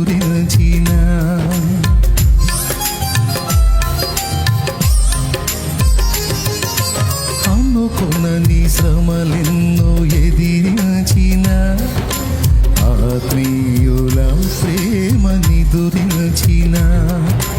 అసమానమైన నా దేవుని బలమైన బాహు నిన్ను వీడునా. యేసు నిలిచాడు నీ ముందు, నీకు చేసేను కనువిందు. యేసు నిలిచాడు నీ ముందు, నీకు చేసేను కనువిందు. ఉందిలే దీవెనా ఎందుక వేదన, పొందిన యాతన దేవుడే మరచునా. కన్నుల జారిన కన్నీళ్ళు తడిపెను దేవుని పాదాలు. ఇప్పటి నుండి నీ కళ్ళు చూచును దేవుని కార్యాలు. నీ కన్నుల జారిన కన్నీళ్ళు తడిపెను దేవుని పాదాలు. ఇప్పటి నుండి నీ కళ్ళు చూచును దేవుని కార్యాలు. ఉందిలే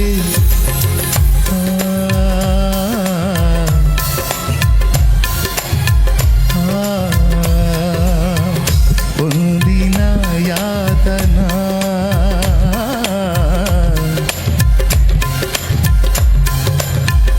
ఉందిలే దీవెన. ఎందుక వేదన పొందిన యాతన దేవుడే మరచున్నా.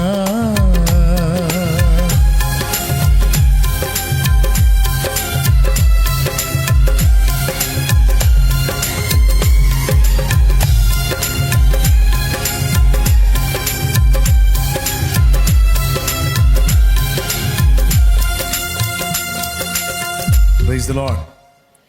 ఇంకా సెలవా? అందరికి వందనాలు. వెళ్ళి తినండి.